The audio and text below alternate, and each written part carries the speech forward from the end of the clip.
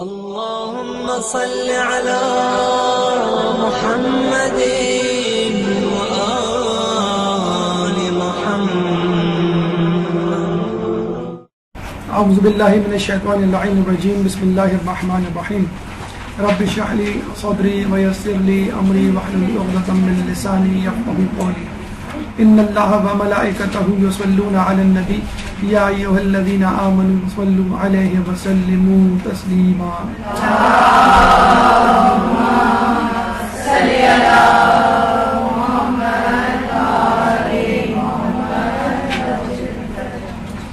بہترین سسرال کی خصوصیات کے حوالے سے آج گفتگو ہوگی. اس سے پہلے بہترین بیوی کی خصوصیات اور اس کے بعد بہترین شوہر کی خصوصیات کے حوالے سے گفتگو اپنے اختتام کو پہنچ چکی ہے. لیکن جیسا کہ آپ کو معلوم ہے کہ ہمارے معاشرے میں خاندان فقط بیوی اور شوہر سے مل کر نہیں بنتا، بلکہ بیوی اور شوہر کے ساتھ کچھ اور افراد بھی ہوتے ہیں جو اس خاندان کا حصہ ہوتے ہیں، اور من حیث المجموعی بیوی، شوہر اور خاندان کے کچھ افراد مل کر ایک سسرال تشکیل دیتے ہیں. اگر سسرال میں موجود شخصیات بہترین صفات کی مالک ہوں گی تو یقیناً گھر ایک جنت بن جائے گا، اور سسرال میں موجود شخصیات برے کردار کی حامل ہوں گی اور ان میں خامیاں یا کوتاہیاں ہوں گی تو یقیناً وہ گھر ایک دوزخ سے کم نہ ہوگا. جہاں بیوی اور شوہر کو اپنے اپنے طور پر اپنی اپنی ذمہ داریاں نبھانے کے حوالے سے بہت محتاط رویہ اختیار کرنا ہے تاکہ ان کی زندگی پرسکون گزر سکے، وہاں پہ سسرالیوں کا بھی جسے کہتے ہیں کہ کام ہے، ان کی ذمہ داری ہے کہ وہ ان دونوں کے بیچ کسی رخنے کا سبب بننے کی بجائے ان کی زندگی میں ان کی خوشیوں میں شریک ہونے کا سبب بنے. چنانچہ آج ہم گفتگو کریں گے شوہر کے حوالے سے کہ وہ کس طرح اپنے سسرال، اپنے گھر کو یعنی لڑکی کے سسرال کو ایک بہترین خاندان میں تبدیل کر سکتا ہے. لڑکی کے حوالے سے گفتگو ہوگی، یعنی ایک بہو، عورت ایک بطور بہو کسی گھر میں کس طرح سکون کا سبب بن سکتی ہے. اس کے بعد وہ افراد جو اس گھر میں موجود ہیں، مثلا سسر، ساس، نند اور دیور اور دیورانی، یہ وہ کمپوننٹس ہیں، یہ وہ اجزاء ہیں، یہ وہ چیزیں ہیں جن سے مل کر جو ہے وہ ایک ڈش تیار ہوگی. وہ ڈش جو ہے وہ لذیذ ہوگی یا زقوم کا پھل ثابت ہوگی. اس کا فیصلہ آپ لوگ بخوبی کر سکتے ہیں یا وہ لوگ کر سکتے ہیں جو ان مراحل سے گزر رہے ہیں، چاہے آپ کی تجربات مثبت ہوں یا منفی ہوں، اچھے ہوں یا برے ہوں. بہرحال یہاں ہمیں انشاءاللہ یہ فیصلہ کرنا ہے کہ ایک اچھے سسرال میں کیا خصوصیت ہونی چاہیے، اور ہم بطور بیوی، بطور دیور، بطور سسر، بطور ساس کس طرح اس خاندان میں اپنا اپنا رول پلے کر سکتے ہیں. اس سے پہلے کہ ہم اپنی گفتگو کا آغاز کریں، چند مقدماتی نکات کہ جس سے اس گفتگو کو سمجھنے میں مدد ملے گی. مقدمہ اول، خاندان کی اہمیت کے حوالے سے پہلے بھی گفتگو ہو چکی، اور اس حوالے سے تھوڑی سی گفتگو اور ہو جائے تاکہ خاندان کی اہمیت کو سمجھنے میں آپ کو آسانی ہو. دیکھیے، اگر خاندان کے حوالے سے ہم بات کریں دنیا کے مختلف مذاہب، دنیا کے مختلف خطوں میں رہنے والے افراد کی، کہ وہ خاندان کو کیسے دیکھتے ہیں، تو ہمیں سب سے پہلے عیسائیت میں یہ بات نظر آئے گی کہ خاندان کو دیکھتے ہی نہیں ہے. یعنی عیسائیت خاندان کی نفی کرتی ہوئی نظر آتی ہے. عیسائیت میں جو رول ماڈلز ہیں، جو رہنما ہیں، وہ راہب اور راہبہ ہوا کرتے ہیں، اور راہب حضرت مسیح علیہ السلام کے نمائندے ہیں اور راہبہ حضرت مسیح علیہ السلام کی بیویاں. لیکن چونکہ یہ لوگ شادی نہیں کرتے، چنانچہ عام لوگوں کے ذہنوں میں ہمیشہ یہ کنفیوژن رہتا ہے کہ اگر میں متقی پرہیزگار بننا چاہوں تو مجھے راہب یا راہبہ بننا ہے، اور ایک مرتبہ آپ کی شادی ہو گئی تو سمجھ لیجئے آپ کبھی راہب اور راہبہ نہیں بن سکتے.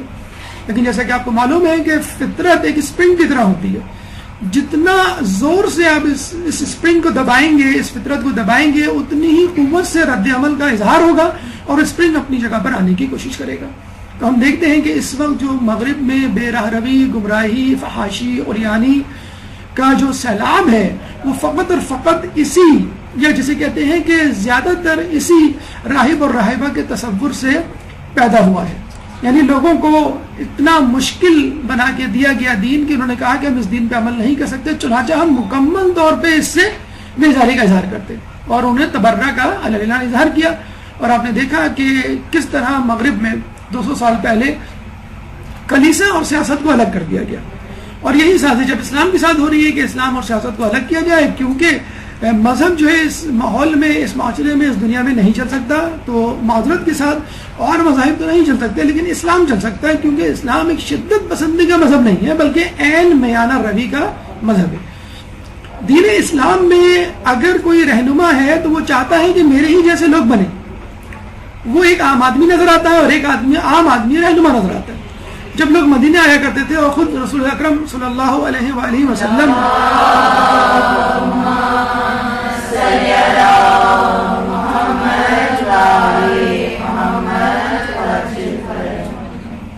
جب وہ رسول کو دیکھا کرتے تھے تو وہ پہچان نہیں پایا کرتے تھے، تمیز نہیں کیا کر سکتے تھے کہ اس میں رسول کون ہے اور اس کے اصحاب کون سے ہیں، اور باقاعدہ یہ الزام لگایا کرتے تھے کفار یا اس زمانے کے لوگ، یہ کیسا رسول ہے، یہ تو ہمارے جیسا ہے، ہمارے جیسا بازار میں گھومتا ہے، کھاتا پیتا ہے، شادیاں کرتا ہے، عام لوگوں میں اٹھتا بیٹھتا ہے۔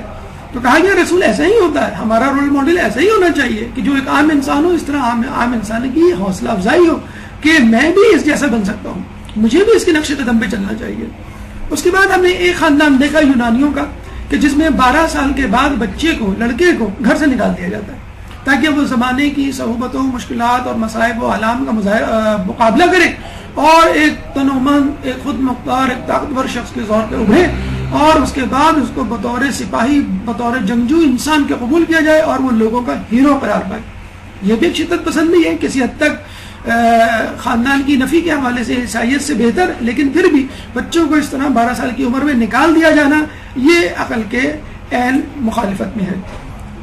پھر مغربیت کا ایک ہم جداگانہ خاندانی نظام دیکھتے ہیں جس میں امریکہ اور یورپ کے لوگ شامل ہیں، کہ جس میں ماں باپ اور 18 سال سے اوپر کے بچوں کو گھر سے نکال دیا جاتا ہے۔ ماں باپ یعنی بوڑھے ماں باپ کو اولڈ ہومز بھیج دیا جاتا ہے، اور 18 سال سے زیادہ عمر کے لڑکوں کو کہا جاتا ہے کہ تم میچور ہو گئے ہو، بڑے ہو گئے ہو، اور you are mature enough to live your life independently, اب تمہیں اپنی زندگی انڈیپینڈنٹلی گزارنی ہے۔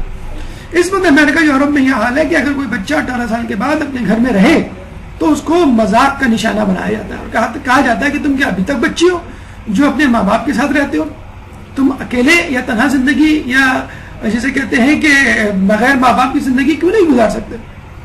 تو چنانچہ 18 سال کے بعد والدین خود بچوں کو نکال دیتے ہیں، اور اگر نہ نکالیں تو بڑے ہو کر بچے والدین کو نکال دیتے ہیں۔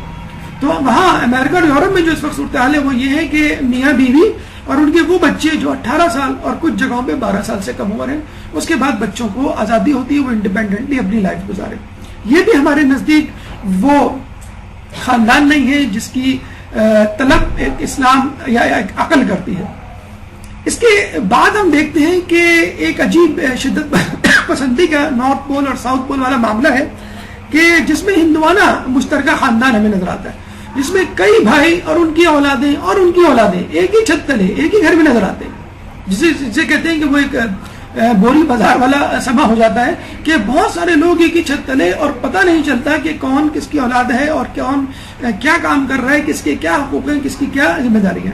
اس کا نگیٹو امپیکٹ کیا پڑتا ہے کہ جو بہت زیادہ کمانے والا ہے وہ شہنشاہ، وہ بادشاہ، وہ رئیس، وہ خلیفہ بن جاتا ہے، اور جو بیچارہ کمزور و ناتواں ہے اور کم کمانے والا ہے وہ سست اور کاہل بن جاتا ہے کہ جب ایک کمانے والا موجود ہے اور اس سے ہم قرض لے سکتے ہیں، آرام و آسائش طلب کر سکتے ہیں، تو پھر کیوں ہم جو ہے زیادہ اپنے آپ کو مشکل میں ڈالیں۔ اور پھر یہاں سے یہ بات بھی شروع ہو جاتی ہے کہ جب کزنس ایک دوسرے کے ساتھ اتنا زیادہ ملے جلے اور بہت زیادہ ایکسپوجر ہو تو ان میں وہ حجاب نہیں رہتا اور وہ اپنے آپ کو آپس میں بہن بھائی سمجھنے لگتے ہیں۔ اسی لیے ہندوؤں کے خاندان میں کزنس کے درمیان شادی کا رواج نہیں ہے، اور شاید یہی وجہ ہے کہ ہم مسلمانوں نے بھی کسی حد تک یہ اثر لیا، اور ایک زمانے میں اور ابھی بھی کئی جگہوں پر کزنس کے درمیان شادی نہیں ہوتی اور وہ اپنے آپ کو بالکل بھائی بہن سمجھ رہے ہوتے۔ ٹھیک ہے، بھائی بہن سمجھنا چاہیے، بلکہ ہر مومن اور مومنہ آپس میں بہن بھائی ہیں، لیکن محرم اور نامحرم کے رشتے اسلام نے معین کر دیے ہیں۔ کزنس ہمارے اسلام میں، ہمارے مذہب میں نامحرم ہے، ان کے درمیان شادی ہو سکتی ہے۔ تو ہندو خاندان نے بالکل ایک دوسری جست لگائی، دوسری طرف پینڈولم کی طرح چلا گیا، اور اس میں بہت سارے لوگ شامل ہو گئے ایک ہی چھت تلے۔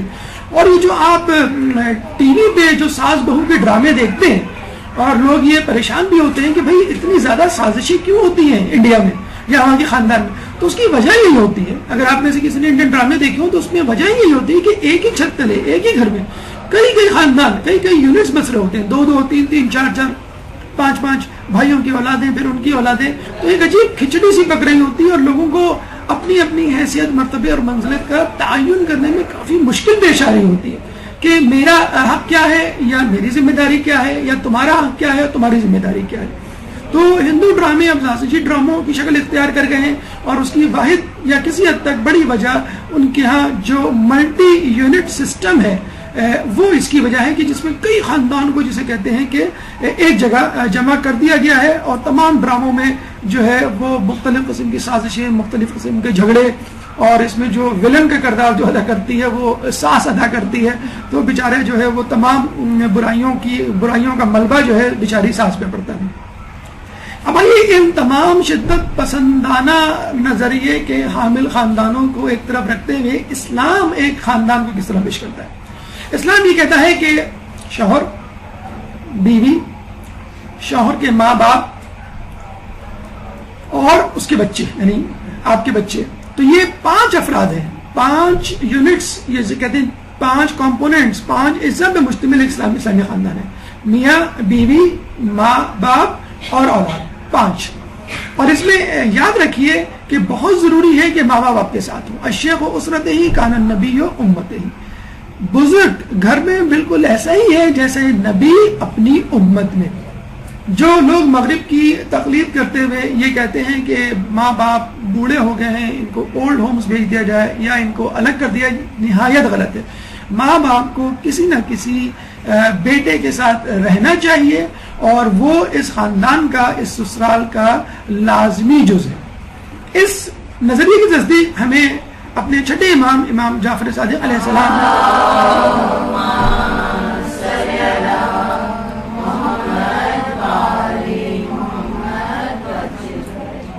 امام فرماتے ہیں اپنے مال صرف کرنے کی 24 صورتیں ہیں. اگر کوئی شخص اپنے مال کو خرچ کرنا چاہتا ہے تو 24 جگہوں پہ خرچ کر سکتا ہے.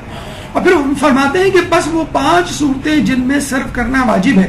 نمبر 1 اپنی اولاد پر, نمبر 2 ماں اور باپ پر, 3 اور 4 2 اور 3 4 اپنی زوجہ پر, 5 اپنے غلام پر یعنی اپنے نوکر پہ.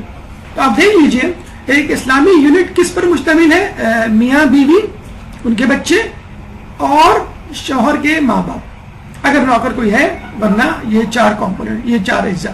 اس کے بعد کیا کریں؟ کیا ہم اپنے بہن بھائیوں کو باہر نکال لیں یا جسے کہتے ہیں تمام لوگوں کے ساتھ رکھیں؟ ایک میانہ روی کی پالیسی اپنانی ہوگی.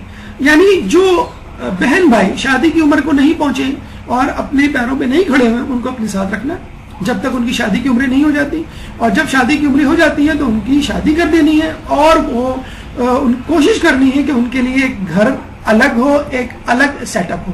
کم از کم اگر ایسی صورتحال نہیں بنتی ہے, مثلا فرض کر لیں آپ کا چھوٹا بھائی جو ہے وہ بہت کم کماتا ہے, یا 2 بھائی ہیں, ایک بھائی زیادہ کماتا ہے, ایک بھائی بہت کم کماتا ہے, اتنا کم کماتا ہے کہ وہ اپنا سیٹ اپ نہیں بنا سکتا, تو اس کا طریقہ یہ ہو سکتا ہے جو زیادہ کماتا ہے وہ اپنا الگ گھر لے لے اور اپنے الگ گھر میں شفٹ ہو جائے, یا یہ ہو سکتا ہے کہ اسی گھر کو 2 یونٹ یا 3 یونٹ میں تبدیل کر دیا جائے. جتنے بھائی شادی شدہ ہوں ان کے حساب سے ان کے کچن, ان کے ڈرائنگ روم, ان کی انٹرنس الگ ہو, تاکہ جو شخص شادی کر چکا ہو اس کی ایک اپنی الگ ریاست ہو, الگ کنگڈم ہو, اور الگ حکمرانی کے طور پہ اس کے پاس ایک ایریا ہو جس میں اس کے اصول, اس کی پسند اور ناپسند چلتی ہو.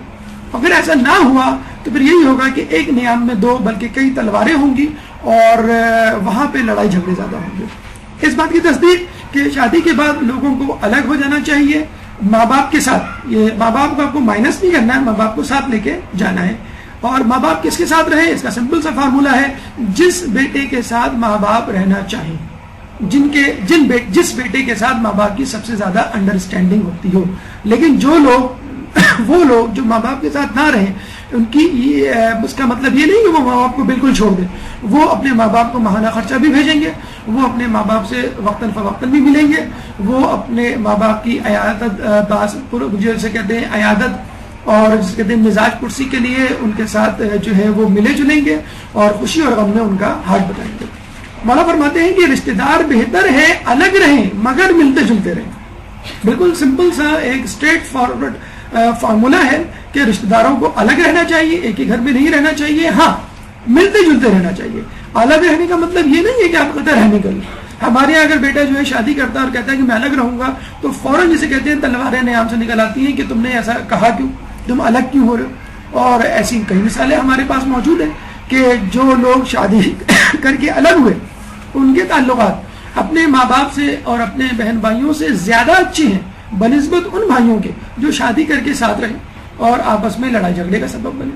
تو اگر ساتھ رہ کے لڑائی جھگڑے زیادہ ہوں گے تو بہتر یہی ہے کہ آپ اپنا یونٹ یعنی بیوی بچے اور اگر ماں باپ آپ کے ساتھ رہنا چاہتے ہیں ان کو لے کے الگ ہو جائے, لڑائی جھگڑا کر کے نہیں, بہت ہی جسے کہتے ہیں کہ معاملہ فہمی سے اور ہنستے بولتے, تاکہ آئندہ ملنے ملانے اور رشتہ داریوں کا سلسلہ جاری رہے.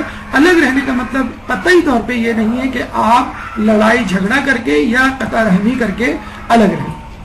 اور اس کی دلیل اور اس کی مثال ہمیں مولا کی آخری ایام میں بھی ملتی ہے کہ جب وہ ایک افطاری امام حسن کے گھر, دوسری امام حسین کے گھر, تیسری عبداللہ بن جعفر طیار کے گھر کیا کرتے تھے. اس کا مطلب یہ ہوا کہ جیسے جیسے مولا کی اولادیں اور اہل بیت کی اولادیں شادی کے قابل ہوتی, ان کی شادیاں ہوتی, ان کے گھروں کو الگ کر دیا جاتا اور ماں اور باپ کسی ایک کے ساتھ رہتے, یا جسے کہتے ہیں کہ باری باری لوگوں کے ہاں آتے جاتے اور کھاتے یا ان کے ساتھ کچھ وقت گزارتے. لیکن پھر یہاں پہ ایک بات ذہن میں رہے, الگ ہونے کا مطلب قطع رحمی نہیں. قطع رحمی کو اسلام میں بہت زیادہ برا مانا گیا ہے, شدید مذمت آئی ہے. روایات میں قطع رحمی کے حوالے سے کہا جاتا ہے یہ ان گناہوں میں سے ایک گناہ ہے کہ جس کی سزا بہت جلد بلکہ اسی زندگی میں مل جاتی ہے. اسی طرح صلح رحمی کے لیے کہا گیا ہے کہ اگر انسان کی عمر 3 سال رہ گئی ہو اور صلح رحمی کر لے تو اس کی عمر 30 سال ہو جاتی ہے. قطع رحمی کے بارے میں روایات میں آیا ہے کہ یہ جلد موت, رزق میں کمی اور بلاؤں کا سبب بنتی ہے. اکثر لوگ اس لیے قطع رحمی کر لیتے ہیں کہ بھئی ہم بہت زیادہ بھائیوں کا بوجھ برداشت نہیں کر سکتے اور ہم جو کماتے ہیں سارا گھروں پر, ہمارے گھر والوں پہ, بہن بھائیوں پہ لٹ جاتا ہے. اکثر جو بیویاں اس طرح فیڈ کرتی ہیں اپنے شوہروں کو کہ تم الگ ہو جاؤ, اپنے بھائیوں پہ خرچ کرنے کی بجائے اپنے بچوں پہ خرچ کرو. تو ہم نے دیکھا ہے کہ ایسے لوگوں کے رزق میں بھی کمی ہوئی ہے اور ایسی قطع رحمی جلد موت کا بھی سبب بنی ہے اور بلاؤں کا بھی سبب بنی ہے. So cut off fake people for real reasons, not real people for fake reasons. مقدمہ ثانی, دوسرا اہم مقدمہ, دوسری اہم بات جو اس زمن میں یاد رکھنی چاہیے شادی کے بعد اچھے سسرال کی بنیاد رکھتے ہوئے, کہ شادی کے بعد آپ کو گھر میں زیادہ فقہ نہیں چلانا ہے. حلال حرام کا پہاڑا ہر وقت نہیں پڑھنا ہے. اچھے گھر, خوش حال گھرانہ یا وہ گھر جہاں پہ سکون ہو, وہاں فقہ سے زیادہ اخلاقیات کی بانسری بجتی ہے اور وہاں پہ اخلاقیات کے جو ہیں وہ ڈھول بجتے ہیں اور اخلاقیات کی باتیں زیادہ ہوتی ہیں. اور اخلاقیات کا بنیادی اصول یہ ہے کہ انسان اپنے کم حق اور زیادہ فرائض پہ راضی ہو جائے. اگر آپ کو کہا جائے کہ اخلاقیات کو ایک جملے میں بیان کریں تو اخلاقیات اسی کو کہتے ہیں کہ انسان اپنے کم حقوق اور زیادہ فرائض پہ راضی ہو جائے. یعنی انسان یہ دیکھے کہ میری ذمہ داریاں کیا ہیں, میں نے کیا نہیں کیا, مجھے کیا کرنا چاہیے. یہ نہ دیکھیں کہ میرے حقوق کیا ہیں, مجھے کیا ملا کیا نہیں ملا. یعنی لوگ میرے لیے کیا کر رہے ہیں, وہ میرے توقعات پہ پورا اتر رہے ہیں یا نہیں, یہ نہیں دیکھنا ہے. آپ کو یہ دیکھنا ہے کہ آپ کی ذمہ داریاں جو تھیں کیا آپ نے کما کو ان کو ادا کیا کہ نہیں. اب آئیے ہمارے مراحل سکون کی طرف. سب سے پہلے اس خاندان کا بنیادی پتھر یا سب سے اہم رکن شوہر, اس کی کیا ذمہ داریاں ہیں. وہ عورت جس کو وہ بیاہ کہلاتا ہے یعنی بہو کی کیا ذمہ داریاں ہیں. اس کے بعد تھرڈ موسٹ امپورٹنٹ پارٹ جو پلے کرنا ہے وہ ساس, اس حوالے سے کیا ذمہ داریاں ہیں. نند یعنی لڑکے کی بہن, سسر لڑکے کا باپ, دیور اور دیورانی یعنی لڑکے کا بھائی اور اس کی بیوی. اس میں جیٹ اور جٹھانی کو آپ اس میں سب ہیڈنگ میں شامل کر لیں, یعنی دیورانی کے ساتھ جٹھانی اور دیور کے ساتھ جیٹ. کم و بیش ایک ہی رول ان کا ہوتا ہے, بس سینئر اور جونیئر کے حوالے سے عمروں کے اعتبار سے ان میں فرق ہوتا ہے. اب آئیے تمام اجزاء اور تمام افراد کو ایک ایک لے کر ہم چلتے ہیں اور یہ دیکھتے ہیں کہ الگ الگ ان افراد کی کیا کیا ذمہ داریاں ہیں. سب سے پہلے شوہر, اور اس سے پہلے ایک سلام.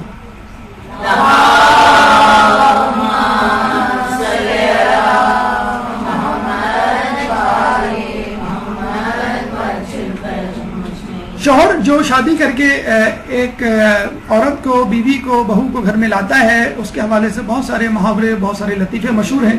لیکن آج کل کے دور میں، بلکہ آج کے دن جب ماشاءاللہ پاکستان کی ٹیم جیتی بھی ہے، یہ زیادہ مناسب ہے کہ شوہر کی مثال ایک اوپننگ بیٹسمین کی ہے. مطلب یوں سمجھ لیں کہ شوہر اور بیوی یہ دونوں اوپننگ بیٹسمین ہیں اپنی سسرال کی ٹیم کے. اگر انہوں نے اچھا رول پلے کیا، انہوں نے اچھا سکور دیا، تو نیچے جو بیٹسمین آئیں گے 1 ڈاؤن پہ، یعنی ساز آئے گی، پھر جو ہے 4th ڈاؤن، پھر 5th نمبر پہ جو لوگ آئیں گے ان کا مورائل جو ہے بڑا آلریڈی بوسٹ اپ ہوگا اور وہ اچھا اسکور کر کے دیں گے. لیکن اگر بیٹسمین بطور اوپننگ بیٹسمین لوگ اچھا نہیں کھیلیں گے تو تمام لوگوں کا مورائل ڈاؤن ہو جائے گا. اور یہ بھی دیکھیے گا کہ اگر اوپننگ بیٹسمین اچھا اسکور کرتے ہیں تو بعض اوقات ٹیل اینڈرز جو بالنگ سائڈ پہ ہوتے ہیں، مہارت رکھتے ہیں، وہ بھی اچھا اسکور کر جاتے ہیں.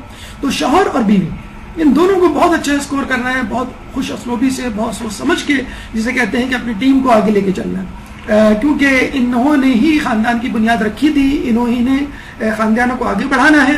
اور اگر خاندان کی بنیاد ٹیڑھی تھی تو پوری عمارت چاہے وہ کتنی ہی سیدھی کیوں نہ ہو اپنے طور پر، بنیاد کی وجہ سے ٹیڑھی ہو جائے گی. اور شوہر وہ واحد امپائر ہوتا ہے جس کو میچ میں بعض اوقات فیصلہ بھی کرنا ہوتا ہے اور دونوں طرف اس کو دیکھنا ہوتا ہے، دونوں طرف کے لوگوں کو خوش کرنا ہوتا ہے. کچھ لوگ اس کو سوڑی وچے سپاری، گجراتی میں ایک محاورہ ہے وہ استعمال کیا جاتا ہے، یعنی سروتے کے اندر چھالیا. مجھے نہیں معلوم آپ لوگوں میں سے کتنے لوگ سروتے کو جانتے ہوں گے، اپنی امی اور نانی سے پوچھ لیں. تو سروتے سے جو چھالیاں کاٹی جاتی ہے، تو شوہر کی مثال چھالیا کی ہے اور سسرال کی مثال اور میکے کی مثال جو ہے وہ سروتے کی سی ہوتی ہے. یا اگر ماڈرن ایک لینگویج میں مثال دی جائے تو وہ سینڈوچ والی مثال ہے. بہرحال بہترین مثال اس وقت جو ہے سمجھنے کے لیے وہ ہے اوپننگ بیٹسمین. اگر آپ اچھا کھیلیں گے، اچھا اسکور دیں گے تو یقیناً آپ کی سسرال کی ٹیم جیت جائے گی. لیکن اس کے لیے کچھ لوگ یہ سوچ رکھتے ہیں جو کہ نہایت غلط ہے کہ شادی کے بعد سسرال اور اس کی بنیاد شروع ہوتی. جی نہیں، شادی سے پہلے آپ سسرال کی بنیاد رکھ چکے ہوتے ہیں. کس طرح؟ لڑکی کا انتخاب کر کے. اگر آپ نے لڑکی کا انتخاب ہی غلط کیا ہے تو بھول جائیے کہ آپ کے سسرال میں کبھی امن ہوگا. اگر آپ نے لڑکی کا سسرال فقط اپنے آپ کو دیکھ کر کیا ہے تو یہ جو خوشی اور یہ جو بتیسی آپ کے چہرے پہ نظر آ رہی ہے بڑی جلدی غائب ہو جائے گی. یہ جو کلہا جس نے آپ کے بالوں کو، سر کو چھپایا ہوا ہے، بلکہ تاج بنا ہوا ہے آپ کے سر پہ، بعد میں جو ہے وہ بال بھی نظر نہیں آئیں گے آپ کو، جو اتنے پریشان ہو کے آپ ادھر ادھر گھوم رہے ہوں گے. تو جو لوگ فقط اپنی ذات کو ذہن میں رکھتے ہیں، یعنی لڑکی بھی اگر فقط اپنی ذات کو ذہن میں رکھے اور شادی کر لے، لڑکا بھی. اور ہمارے معاشرے میں یہ چیز ہوتی جا رہی ہے، جس طرح افیئرز اور کہانیاں، اسکینڈل سامنے آ رہے ہیں، اس میں یہی ہوتا ہے لڑکا لڑکی فقط اپنے آپ کو ذہن میں رکھتے ہیں. اور بعد میں ظاہر سی بات ہے پاکستانی معاشرہ، مشرقی معاشرہ، اسلامی معاشرہ ایسا ہے کہ ہمیں اپنے رشتے ناتوں کو مینٹین کرنا ہے، چاہے آپ کتنا ہی لبرل کیوں نہ ہو جائے، کتنا ہی لبرل کیوں نہ ہو جائے. لوگ اپنے خاندان، اپنے خون، جسے کہتے ہیں نا بلڈ از تھکر دین واٹر، خون جو ہے وہ پانی سے زیادہ موٹا ہوتا ہے. کچھ بھی ہو جائے، خون دیکھ کے جوش مارتا ہے. آپ کتنا ہی اچھے لوگوں میں اور ایسے لوگوں میں رہیں جو آپ کی بہت مدد کرتے ہیں، اپنی بہن، اپنے بھائی کو دیکھ کے آپ ایک دم سے خوش ہو جاتے ہیں، چاہے وہ آپ کے لیے کچھ نہ کرتے ہیں. کچھ لوگ کہتے ہیں، جو کہ غلط کہتے ہیں، کہ لو میرج میں ہوتا یہ ہے کہ انسان خود اکیلا کنویں میں ڈوب رہا ہوتا ہے، چھلانگ لگا رہا ہوتا ہے. اور ارینج میرج میں کیا ہوتا ہے کہ پورے خاندان والے اس کو کاندھے پہ بٹھا کے لاتے ہیں اور اللہ اکبر کا نعرہ لگا کے اس کو کنویں میں پھینک دیتے ہیں. بہرحال دونوں کا انجام یہی ہوتا ہے کہ دونوں کو کنویں میں چھلانگ لگانی ہے. انتہائی غلط فارمولا، انتہائی غلط نظریہ. معذرت کے ساتھ یقین کیجئے، لو میرج اور ارینج میرج دونوں اسی طرح کنویں میں چھلانگ لگانے کے مترادف ہیں اگر ان کو حقیقی اور اسلامی اصولوں کو دیکھ کر نہ کیا جائے. اگر شادی کو اسلام کے حقیقی اصولوں کو دیکھ کر نہ کیا جائے تو وہ لو میرج ہو کہ ارینج میرج ہو، دونوں جو ہے وہ کسی سانحے اور حادثے پہ جا کر ختم ہوتی ہے. نہ صرف یہ غیر اصولی شادیاں اور بغیر سوچے سمجھے کی شادیاں اور اندھے پن کی شادیاں عموماً نہ صرف خاندان میں بگاڑ کا سبب بنتی ہیں بلکہ خود معاشرہ بھی اس سے انتہائی ڈسٹرب ہوتا ہے. ایک عجیب آپ کو نیوز سنائیں، یہ نیوز پچھلے چند مہینے پہلے کی ہے، سپٹمبر کی، کہ جب پاکستان میڈیکل ڈینٹل کونسل نے پرانا جو ایک قانون تھا میڈیکل کالج میں ایڈمیشن کا وہ کینسل کیا. وہ کیا قانون تھا کہ جو جتنے نمبر لائے گا اس کو اسی حساب سے میڈیکل میں ایڈمیشن دیا جائے گا. اگر فرض کر لیں کہ لڑکیوں نے نمبر اچھے لیے تو لڑکیوں کو زیادہ ایڈمیشن ملیں گے، اور اگر لڑکوں نے زیادہ نمبر لیے تو لڑکوں کو ایڈمیشن زیادہ. اس کو کہتے ہیں اوپن میرٹ. اچھا اب جو ہے انہوں نے رول کیا کر دیا 50-50، یعنی 50% سیٹس لڑکوں کی ہوں گی، 50% سیٹس لڑکیوں کی ہوں گی. یعنی اس کا مطلب یہ ہوا اگر ایک لڑکی کی پرسنٹیج 80 ہے اور ایک لڑکی کی پرسنٹ 75، تو این ممکن ہے 80% والی لڑکی کو میڈیکل میں ایڈمیشن نہ ملے اور 75% لڑکے کو مل جائے، کیونکہ اوور آل لڑکوں کی ہو سکتا ہے پرسنٹیج کم اور اوور آل لڑکیوں کی زیادہ پرسنٹیج ہو. اور آپ کو یقیناً یہ قانون جو ہے وہ اصول اور عدل کے خلاف نظر آ رہا ہوگا. ہم آپ کو بتائیں کہ اس سے بھی زیادہ بگڑا ہوا قانون آج سے تقریباً 25 سال پہلے تھا 1980s میں. 1980s میں کیا تھا کہ لڑکیوں کی کچھ سیٹیں تھیں اور وہ 50% بھی نہیں تھی، 50% سے کم تھی، ٹھیک ہے، اور لڑکوں کی سیٹیں زیادہ ہوا کرتی تھی. اور پھر بڑے مزے سے لڑکے 70, 72, 75% لے کے میڈیکل میں ایڈمیشن لے لیا کرتے تھے اور بیچاری لڑکیوں کو 80s میں پرسنٹیج میں ایڈمیشن لینا لا کر مارکس لا کے ایڈمیشن لینا پڑتے تھے. اس زمانے میں کراچی کی لڑکیوں نے ہائی کورٹ سٹی کورٹ میں جا کے مقدمہ دائر کر دیا اینڈ ایڈمیشن جیسی کمپلیٹ ہوئے اسی وقت کہ یہ ایڈمیشن جو ہے غلط بنیاد پر ہوئے، ہماری پرسنٹیج کئی لڑکوں سے زیادہ ہے، اس وقت میڈیکل کالج میں بیٹھے ہوئے، ہم باہر بیٹھیں گے.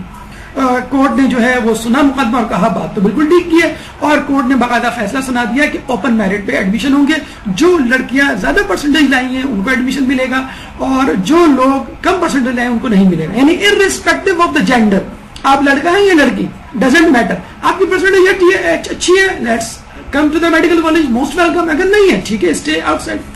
تو کتنے لڑکے جو بیچارے ڈاؤ میڈیکل کالج میں تھے وہ ایس ایم سی میں چلے گئے، سندھ میڈیکل کالج میں. جو کتنے لڑکے سندھ میڈیکل کالج میں تھے بیچارے وہ ڈراپ آؤٹ ہو گئے، ان کو اپنے میڈیکل کیریئر سے ہاتھ دھونا پڑا.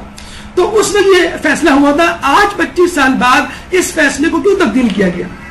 اس کی کیا وجہ ہے؟ اس کی وجہ یہی ہے جو گفتگو آج ہم کرنے جا رہے ہیں. دیکھیں اگر ایک لڑکے کو ایسی لڑکی نہیں پسند کہ شادی کے بعد وہ جاب کرے تو آپ کیوں مصر ہیں اس کے لیے ایسی لڑکی لانے پہ کہ وہ جاب کرے، چاہے وہ لڑکی ڈاکٹر ہو، پروفیسر ہو، انجینئر ہو.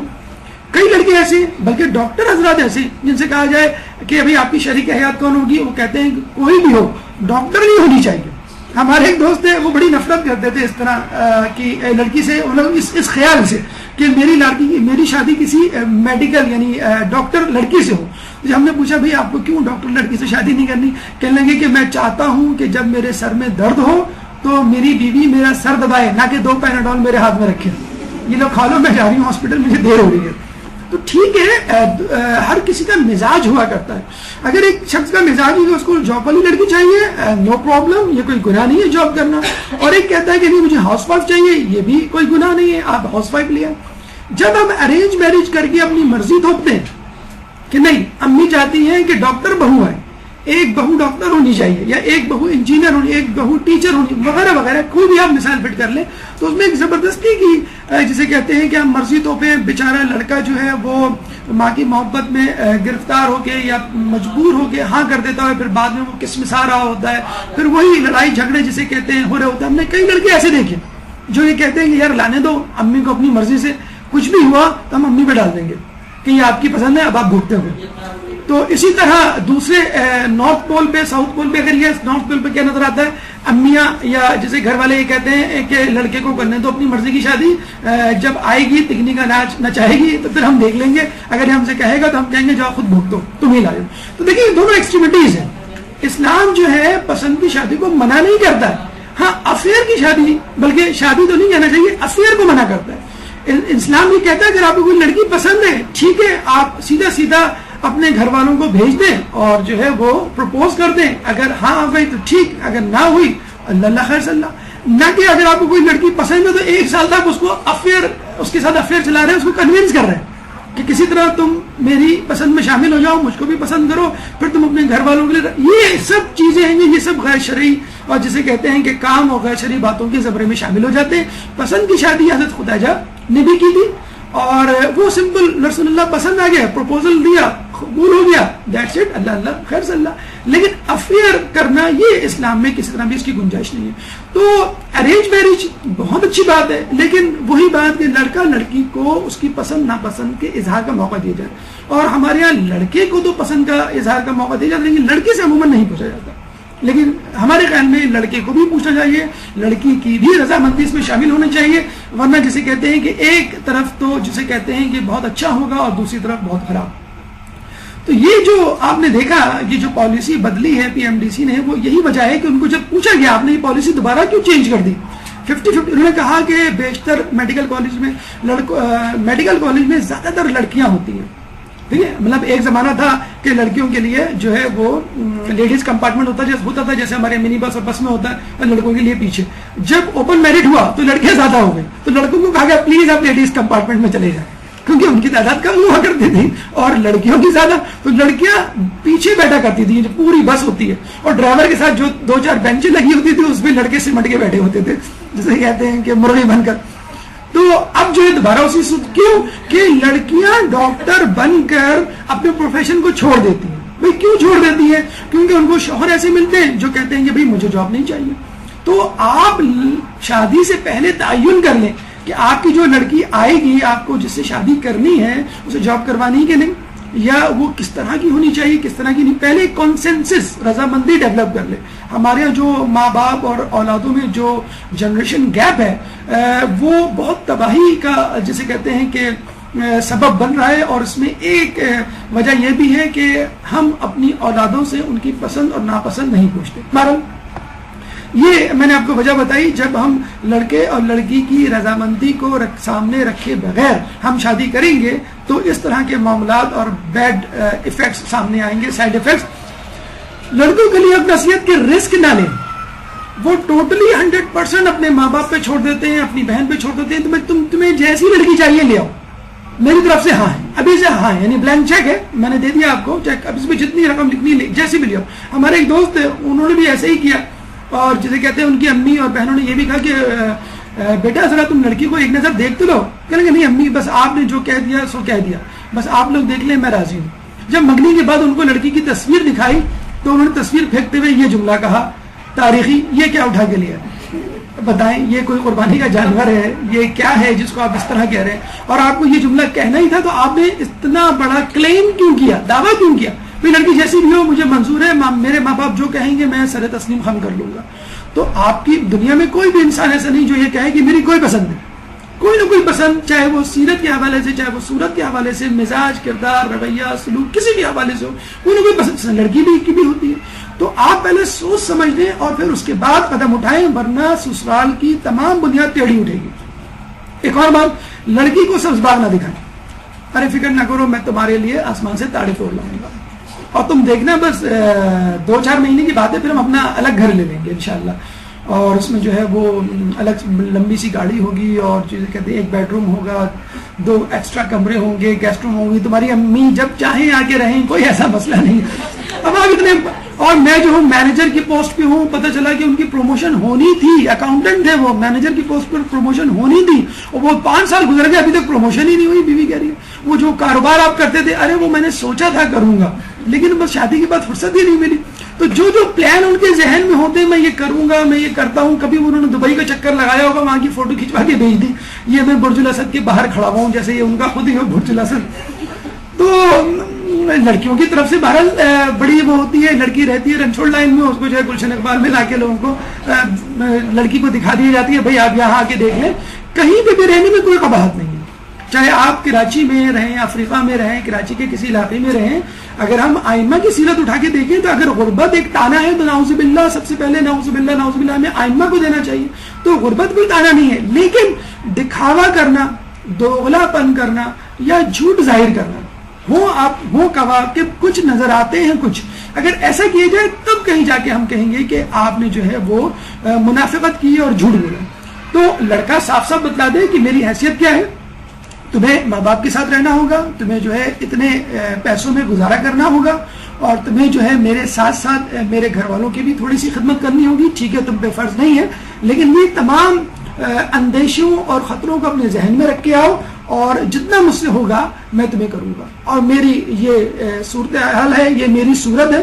بلکہ کہا گیا ہے اگر کوئی شخص کسی لڑکی کو خواستگاری یعنی رشتہ بھیجے، پروپوزل بھیجے، اور اگر وہ خضاب لگاتا ہو تو بتا دے کہ میرے بال سفید ہیں اور سیاہ سفیدی اتر آئی ہے، میں خضاب لگاتا ہوں فلاں، اگر دائی کا نام بھی بتا دے تو وہ لڑکی بھی جو ہے وہ اپنے بارے میں اصل چیزیں بتا سکتی ہے. اور اچھی خاصی جسے کہتے ہیں کہ پریشانیاں یا جھگڑے اس وقت پیدا ہوتے ہیں کہ جب ساس کو یہ شک ہو جائے کہ ہم سے جھوٹ بولا گیا تھا، لڑکی میں یہ نہیں تھا اور بولا گیا یہ ہے، لڑکی کی عمر چھپائی گئی. اسی طرح لڑکوں والوں کے حوالے سے بھی کہا جاتا ہے کہ جھوٹ بولا جاتا ہے اور پھر لڑکی والے کہتے ہیں ہمیں تو بتایا گیا تھا، ہمیں جو ہے یہ بتایا گیا تھا، لڑکی کی جاب تو یہ نہیں ہے، ہمیں بتایا گیا تھا فلاں جگہ رہتے ہیں، حالانکہ وہ نہیں ہے. تو خطرات سے انتباہ کر دیں، بتلا دیں میری ساس کیسی ہے، بتلا دیں میری نند کیسی ہے، بتلا دیں میری دیورانی کیسی ہے. یہ 3 شکلیں ان تینوں افراد کی نہیں ہیں، لیکن ہم بتلا رہے ہیں کہ اس کو خطرات سے آگاہ کر دینا چاہیے کہ کیا کیا ہو سکتا ہے اس کے لیے. لیکن اب یہ بھی نہیں ہے کہ اب تمام مکمل طور پہ ہر چیز اس کے سامنے رکھ دیں، یعنی وہ اتنی ڈر جائے کہ میں مطلب سسرال جا رہی ہوں یا سینٹرل جیل جا رہی ہوں کہ میرے ساتھ پتہ نہیں کیا ہونے والا ہے. تو ایک جملہ، ایک محاورہ بولا جاتا ہے، بند مٹھی سوا لاکھ کی، اگر کھلے تو خاک کی. تو تمام چیزیں ایکسپوز کرنے کی ضرورت نہیں، کسی حد تک ان خطرات سے آگاہ کرنا کہ جس کو وہ بعد میں سن کر یہ کہے کہ میرے ساتھ دھوکہ ہوا ہے. یہ جملہ، یہ لفظ اس کے زبان سے نہیں نکلنا چاہیے. شادی کے بعد کہتے ہیں کہ شروع میں پرفیوم اس کی خوشبو آ رہی ہوتی ہے، اور 3 سال بعد جو ہے وہ بیبی لوشن کی خوشبو، اور 15 سال بعد جو ہے آیوڈیکس اور وکس کی خوشبو، اور 40 سال بعد جو ہے اگربتی کی خوشبو. تو ایسا نہ کریں، کوشش کریں کہ جو 3 سال کے بعد خوشبو آتی ہے شادی کے فوراً بعد، یعنی پرفیومز کی خوشبو، وہ بھی 40 سال تک آتی رہے اور جاری و ساری رہے معاملہ. مسلسل بیوی کو ٹیچ کرتے رہیں، گائیڈ کرتے رہیں کہ یہ چیز غلط ہو گئی، یہ چیز برا ہو گئی، یہ معاملہ برا ہو گیا، تمہیں ایسا کرنا چاہیے، تمہیں ویسا کرنا چاہیے. بجائے اس کے کہ آپ اس کو دلاسا دیں چند دنوں کی بات ہے، پھر انشاءاللہ میں دبئی چلا جاؤں گا اور پھر میں تمہیں بلا لوں گا، یا میں امریکہ چلا جاؤں گا اور جو ہے ہم دونوں وہاں جا کے رہیں گے، تو پتہ چلا کہ کچھ بھی جو ہے وہ خواب پورا نہیں ہوتا. بلکہ پازیٹیو بات جو ہونے والی ہو کوشش کیا کریں نہ ہی بتائیں، جب تک وہ مٹیریلائز نہ ہو جائے، جب تک وہ اس کو آپ اپنی جامہ نہ پہنا دیں. اس کو بتا دیں بھائی کیا چیز اہم ہے، کیا چیز مہم یعنی ویری امپورٹنٹ، کیا چیز امپورٹنٹ اور کون سی چیز غیر اہم. یعنی شوہر ساس امپورٹنٹ لوگوں میں شمار ہوں گے، اس کے بعد باقی لوگ. چنانچہ اسی اعتبار سے بیوی کو اپنی ذمہ داریاں نبھانی ہیں. ایک اور بات کہ ماں کی اضافی خدمت کرنا سیکھیں. حدیث ہم نے پہلے بھی سنائی تھی کہ تمام لوگوں میں عورت پر سب سے زیادہ حق اس کے شوہر کا ہے اور مرد پر سب سے زیادہ حق اس کی ماں کا ہے. تو بیوی یعنی بہو اس بات پر قطعی طور پہ اعتراض نہ کرے کہ تم اپنی ماں کو کیوں حق دیتے ہو، میں بھی تو اپنی ماں کو چھوڑ کے آئی ہوں. جی نہیں، آپ کی ماں کا آپ سے تعلق ایک الگ چیز ہے اور لڑکے کا اپنی ماں سے تعلق ایک الگ چیز ہے. ابھی ہم نے آپ کو بتایا کہ لڑکا کفیل ہے اپنے ماں باپ کا، بوڑھے ماں باپ کو ساتھ رکھنا چاہیے، اسلام میں ہے، ان کو جو ہے وہ ان کی کفالت کرنی چاہیے. رب ارحمہما کما ربیانی صغیرا، کہ اللہ ان پہ رحم فرما جس طرح انہوں نے مجھ پر رحم فرمایا، اور آپ کو بھی ان کی اسی طرح نگہبانی کرنی ہے، خدمت کرنی ہے جس طرح انہوں نے آپ کی خدمت کی. تو سب سے اچھی ٹپ، بہت اچھی بات جو ہم نے باقاعدہ اپنے آنکھوں سے دیکھا ہے کہ ہمارے ایک دوست ہوا کرتے تھے، ان کی شادی ہوئی. ویسے تو وہ بہت زیادہ اوبیڈینٹ فرما بردار اولاد میں ان کا شمار نہیں ہوتا تھا، لیکن ایک عجیب بات ہم نے دیکھی ان کے اندر کہ جب بھی شادی کے بعد فوراً انہوں نے ایک اپنا روٹین بنا لیا تھا کہ جب بھی وہ گھر میں داخل ہوتے آفس سے تو بیوی کے کمرے میں جانے کے بجائے ڈائریکٹ اپنی ماں کے کمرے میں جاتے، وہاں ماں کے بستر پہ بیٹھ جاتے اور باقاعدہ ان کی پیر دباتے، 10 منٹ 15 منٹ آدھا گھنٹہ وہاں بیٹھے رہتے کہ ماں خود کہتی بیٹا اب اپنے کمرے میں جاؤ، نہا منہ دھو لو، فریش ہو جاؤ، تم یہاں بیٹھے ہو، تمہاری بیگم انتظار کر رہی ہوگی.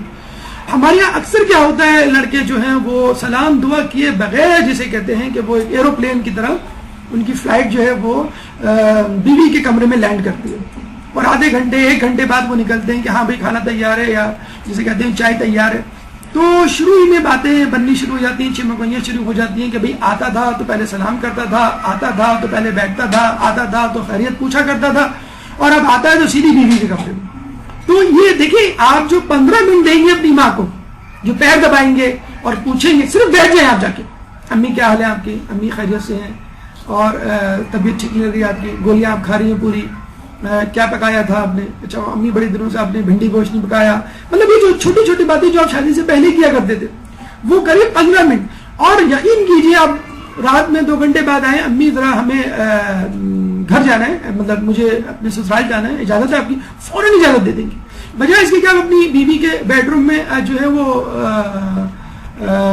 کرتے ہیں لینڈ، اور تیار ہو گئے 2 گھنٹے بعد نکلتے ہیں اور پھر کہتے ہیں امی مجھے ذرا اپنے سسرال جانا ہے. تو بیٹا پوچھ کیوں رہے ہو, چلے جاؤ, ویسے کون سا پوچھ کے جاتے ہو.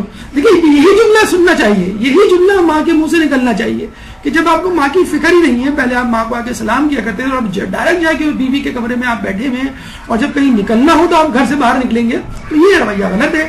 اگر آپ کو معلوم ہے کہ ماں, دیکھیے فطری سی بات ہے, ماں نے جس کو پالا ہو 25 سال 30 سال, وہ جسے کہتے ہیں کہ 25 منٹ یا 25 گھنٹے میں بالکل بدل جائے, تو ماں کی شکل ایسی ہمیشہ رہتی ہے جس طرح آپ کو ابھی دکھائی گئی ہے. بیچاری وہ اسی طرح روتی رہتی ہے, اور یہ جائز روتی ہے. کیوں کہ وہ پریکٹیکلی دیکھ رہی ہوتی ہے کہ میرا بیٹا میرا ساتھ نہیں دے رہا یا میرے ساتھ نہیں ہے. تو بہترین حل یہ ہے کہ دیکھیے ایک چیز ہوتی ہے ٹائم دینا, یقیناً اب برابر ٹائم نہیں دے سکتے, کسی کو زیادہ کسی کو کم, تو لیکن ایک ہوتا ہے پرائرٹی والا کام. مطلب آپ کسی محفل میں جائیں, سب سے پہلے آپ جس کو سلام کریں گے, چاہے اس کے پاس آپ 2 منٹ بیٹھے, وہ کہے گا یار سب سے زیادہ عزت یہ میری کرتا ہے. اس کے بعد آپ جس کو سلام کریں گے, بس کے بعد جس کو سلام کریں گے, چاہے سب سے آخر میں اپنی بیگم کو سلام کریں اور 25 گھنٹے اس کے ساتھ بیٹھے رہیں, کسی کو کوئی اعتراض نہیں ہوگا. تو آپ یہ نہ دیکھیں کہ آپ ڈیوریشن کتنا گزار رہے ہیں اپنی ماں یا اپنی بیوی, آپ یہ دیکھیں پرائرٹی کسے دے رہے ہیں, رسپیکٹ کسے دے رہے ہیں. تو پہلے آ کے ماں سے ملنے کا مطلب ہی یہ ہے کہ اماں آپ کی ابھی بھی وہی عزت ہے جو شادی سے پہلے تھی, اور بیوی کے مقابلے میں آپ کا مقام کہیں بلند تر ہے. اگر آپس میں جھگڑا ہو جائے ماں باپ کے, مطلب بیوی, آپ کی بیوی اور ماں کے درمیان, یعنی ساس بہو کے درمیان, وہ کہے کہ یہ 3 ہے اور بیوی بہو کہ یہ 4 ہے, تو آپ کو کیا کہنا ہے, دونوں سے شیخ چلی بن جانا ہے. ایک لطیفہ شیخ چلی کا بازار سے گزر رہے تھے, 2 آدمی لڑ رہے تھے, ایک کا مقدمہ سنا, اس نے اپنی بات کی, اس نے کہا تم تو ٹھیک کہہ رہے ہو. دوسرے کی بات سنی, اس نے کہا میرا یہ معاملہ ہے, اس نے کہا تم بھی ٹھیک کہہ رہے ہو. یہ کہہ کے آگے بڑھ گئے, گھر آ گئے. بیگم نے کہا کہاں رک گئے تھے, کہہ لیں گے 2 لوگوں میں صلح کروا تھا. کہہ لیں کیسے, کہہ لیں گے دونوں اپنی بات کر رہے تھے, تو بیوی نے کہا پھر کون ٹھیک نکلا, کہہ لیں دونوں ٹھیک تھے. بیوی نے کہا یہ کیسے ہو سکتا ہے کہ دونوں ٹھیک, دونوں الگ الگ بات کر رہے ہیں. شیخ چلی نے کہا تم بھی ٹھیک, تم بھی ٹھیک, یعنی سب ٹھیک. دنیا کا اصول ہی ہے, اگر آپ کو اچھی زندگی گزارنی ہے کہ ایوری بڈی از اوکے, سب ٹھیک جا رہے ہیں, مجھے اپنا کام کرنے دو. اگر آپ نے باہر ہمارے یہاں ماشاءاللہ پاکستان کراچی اور ایسٹرن ایریاز میں کچھ اس طرح کا ماحول ہے کہ ایک دوسرے کے کام میں ٹانگ اڑانا اور لوگوں کو سدھارنے کی کوشش کرنا, اور اگر کوئی سدھرنے کی کوشش نہ کرے تو بالکل جسے کہتے ہیں تلوار لے کے آگے کھڑے ہو جانا. ہاں اگر فرض کر لیں آپ بیوی کے کمرے میں گئے, اس کی بات سنی, تم ٹھیک, ماں کے کمرے میں آئے, ماں کو کہا آپ ٹھیک. پتہ چلا کہ جس وقت آپ بیوی سے گڑ گڑا کے کہہ رہے تھے کہ تم ہی ٹھیک ہو, ہاتھ جوڑ کے پتلا اماں آ گئی پیچھے سے, جی ہاں بیٹا کون ٹھیک ہو, تو آپ کہہ لیں گے امی میں تو جھوٹ بول رہا تھا, آپ کو معلوم ہے یہ کتنی لمبی زبان ہے, اگر میں کہہ دیتا کہ آپ ٹھیک تو یہ تو جو ہے مجھے نہیں چھوڑ دیتا, آپ بھی ٹھیک ہے, یہ تو میں اس کو بیوقوف بنا رہا تھا. یقین کیجئے ماں کے سامنے بیوی کو کچھ بھی کہنا کہہ دیجئے, کوئی مسئلہ نہیں ہے, یہ گارنٹی ہے علماء کی اور سینئر لوگوں کی, تجربہ کار لوگوں کی. اگر بیوی کو اگر آپ ڈانٹ بھی دیں ٹیبل پہ, اگر ماں نے کہہ دیا کہ بھائی یہ کھانا اچھا نہیں پکا, حالانکہ بہت اچھا پکاؤ, آپ کہ ہاں مجھے خیال میں اچھا نہیں پکا, صحیح کہہ رہی ہیں آپ. اگر آپ نے کہہ دیا کہ نہیں امی صحیح تو پکا ہے, پھر آپ دیکھیے آپ کی خیر نہیں. اس کا دیکھیے فارمولا یہ ہے, اس کا بلکہ لاجک سن لیجیے کیا ہے. ماں اس عمر کی دہلیز پر ہے کہ جب اس کی طبیعت میں لچک آ نہیں سکتی, وہ اپنی طبیعت بدل نہیں سکتی. اگر اس کو 2 چمچے چینی پینے کی عادت ہے چائے میں, چاہے وہ ڈائبٹی کی کیوں نہ ہو, اب آپ نہیں بدل سکتے اس کی عادت. خیر بدلنا تو چاہیے کوشش, لیکن کچھ عادتیں وہ نہیں بدل سکتے. کچھ جملے ہیں وہ ماں کی منہ پر ہیں, وہ بچپن سے آپ بھی سنتے آ رہے ہیں, وہ بہو کبھی سننا جسے کہتے ہیں کہ پڑھتا ہے. تو بہتر یہ ہے کہ ماں کی جسے کہتے ہیں عمر کو دیکھتے ہوئے, اور وہ خود ماں کا جو مقام ہے اس کو دیکھتے ہوئے آپ بیوی کو سمجھا دیں. دیکھو اسلام میں خود کہا گیا ہے کہ بیوی کی ذمہ داری شوہر, شوہر کی ذمہ داری ماں. یعنی ماں کو نعوذ باللہ اگر میں چھوڑ دوں گا تو ماں کس کے گھر پہ جائے گی. ماں کی ذمہ داری جسے کہتے ہیں مجھے ہی اپنے سر لینی ہے. لیکن ایک بات میں آپ کو بتا دوں کہ اگر آپ نے بیوی کو برا بھلا کہہ دیا ماں کے سامنے, بعد میں کمرے میں جا کر آپ ایک کارنیٹو لے جائیں اس کے لیے, وہ خوش ہو جائے گی. فرینچ فرائز پسند ہے, فرینچ فرائز لے جائیں, وہ خوش. چکن کارن سوپ پلا دیں اس کو, لے آ کے کہیں باہر گھما دیں پارک میں, یقین کیجیے پاپ کارن کھلا دیں, وہ اس سے خوش ہو جائے گی بعد میں. لیکن ماں کو سال بھر آپ سمجھاتے رہیں, ماں جو ہے وہ جملہ کبھی نہیں بولے گی کہ تم نے بہو کے سامنے جمعہ 8 دن نہیں ہوئے جس کے آئے ہوئے, تم نے 25 سال سے میری خدمتوں کو, میں نے تمہیں دودھ پلایا, میں تمہیں دودھ نہیں بخشوں گی, میں نے تمہاری اتنی خدمت. وہ ساری بیچاری وہ باتیں بتلا دیتی جو آپ کو یاد بھی نہیں ہوتی. میں 2 سال کا تھا تو ماں نے کیا کیا, 4 سال, لیکن بہرحال ماں نے کیا.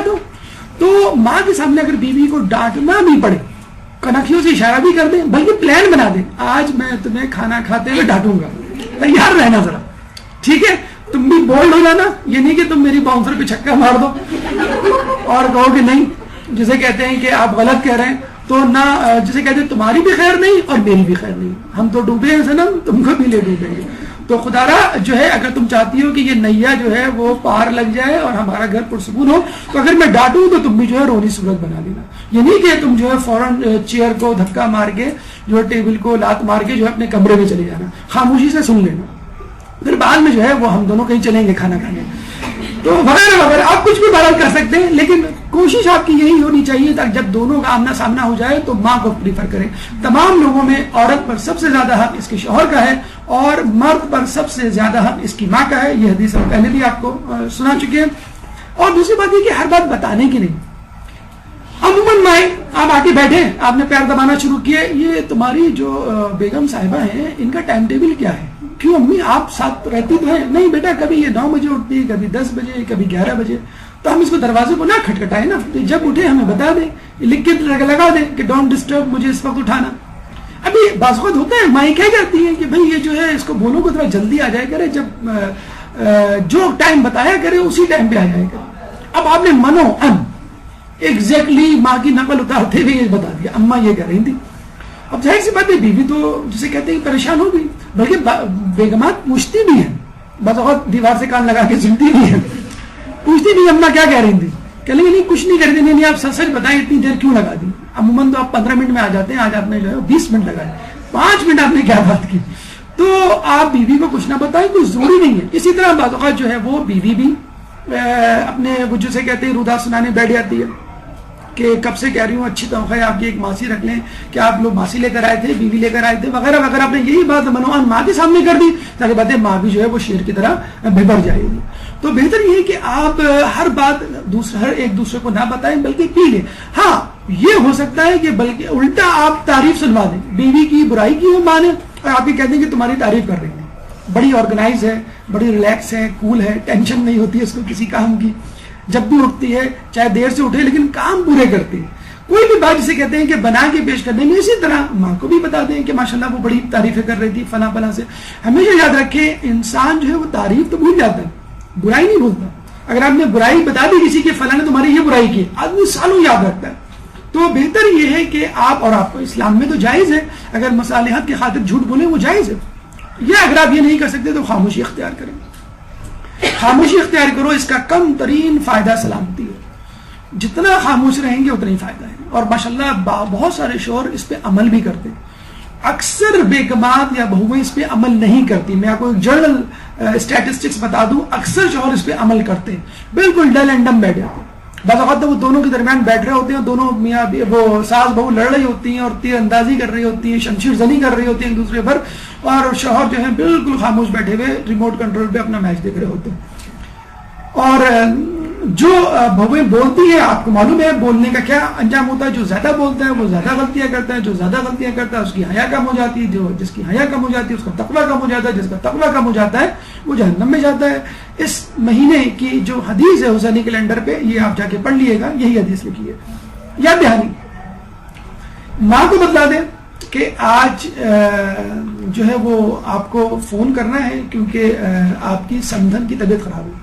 ان کو معلوم تھا پہلے سے لیکن ذہن میں نہیں رہا. اسی طرح بیوی کو بتا دیں آج امی کی طبیعت ٹھیک نہیں لگ رہی, ذرا سا ان کے پاس تھوڑی دیر بیٹھ جانا. آج تمہارا جو پروگرام آ رہا ہے ٹی وی پہ اس کو ذرا اسکپ کر دینا, یا تمہیں جو کام کرنا ہوتا وہ نہ کرنا, امی کے ساتھ بیٹھ جانا, آج ان کی طبیعت ٹھیک نہیں. دیکھیے یاد دلانے میں کوئی حرج نہیں ہے. کچھ خواتین یہ بہت برا کرتی ہیں, مثلا شادی کی اینیورسری ہے یا برتھ ڈے ہے, وہ بتلاتی نہیں ہے شوہر کو, بلکہ چلے شوہر کو نہیں بتلائی کوئی بات نہیں, وہ گھر میں کسی کو خبر نہیں ہونے دیتی, باقاعدہ تاک میں رہتی ہیں کہ اگر کوئی بھولا پھر میں بتاؤں گی کہ آپ لوگوں کو تو اتنا خیال نہیں, میری برتھ ڈے آ کے گزر گئی, ہماری اینیورسری آ کے گزر گئی. تو بہتر یہ ہے کہ آپ امی کو اپنی بیگم کی برتھ ڈے یاد دلا دیں, اور اپنی بیگم کو امی کے حوالے سے کوئی خاص تاریخ ہے یا کوئی اہم بات ہے وہ یاد دلا دیں.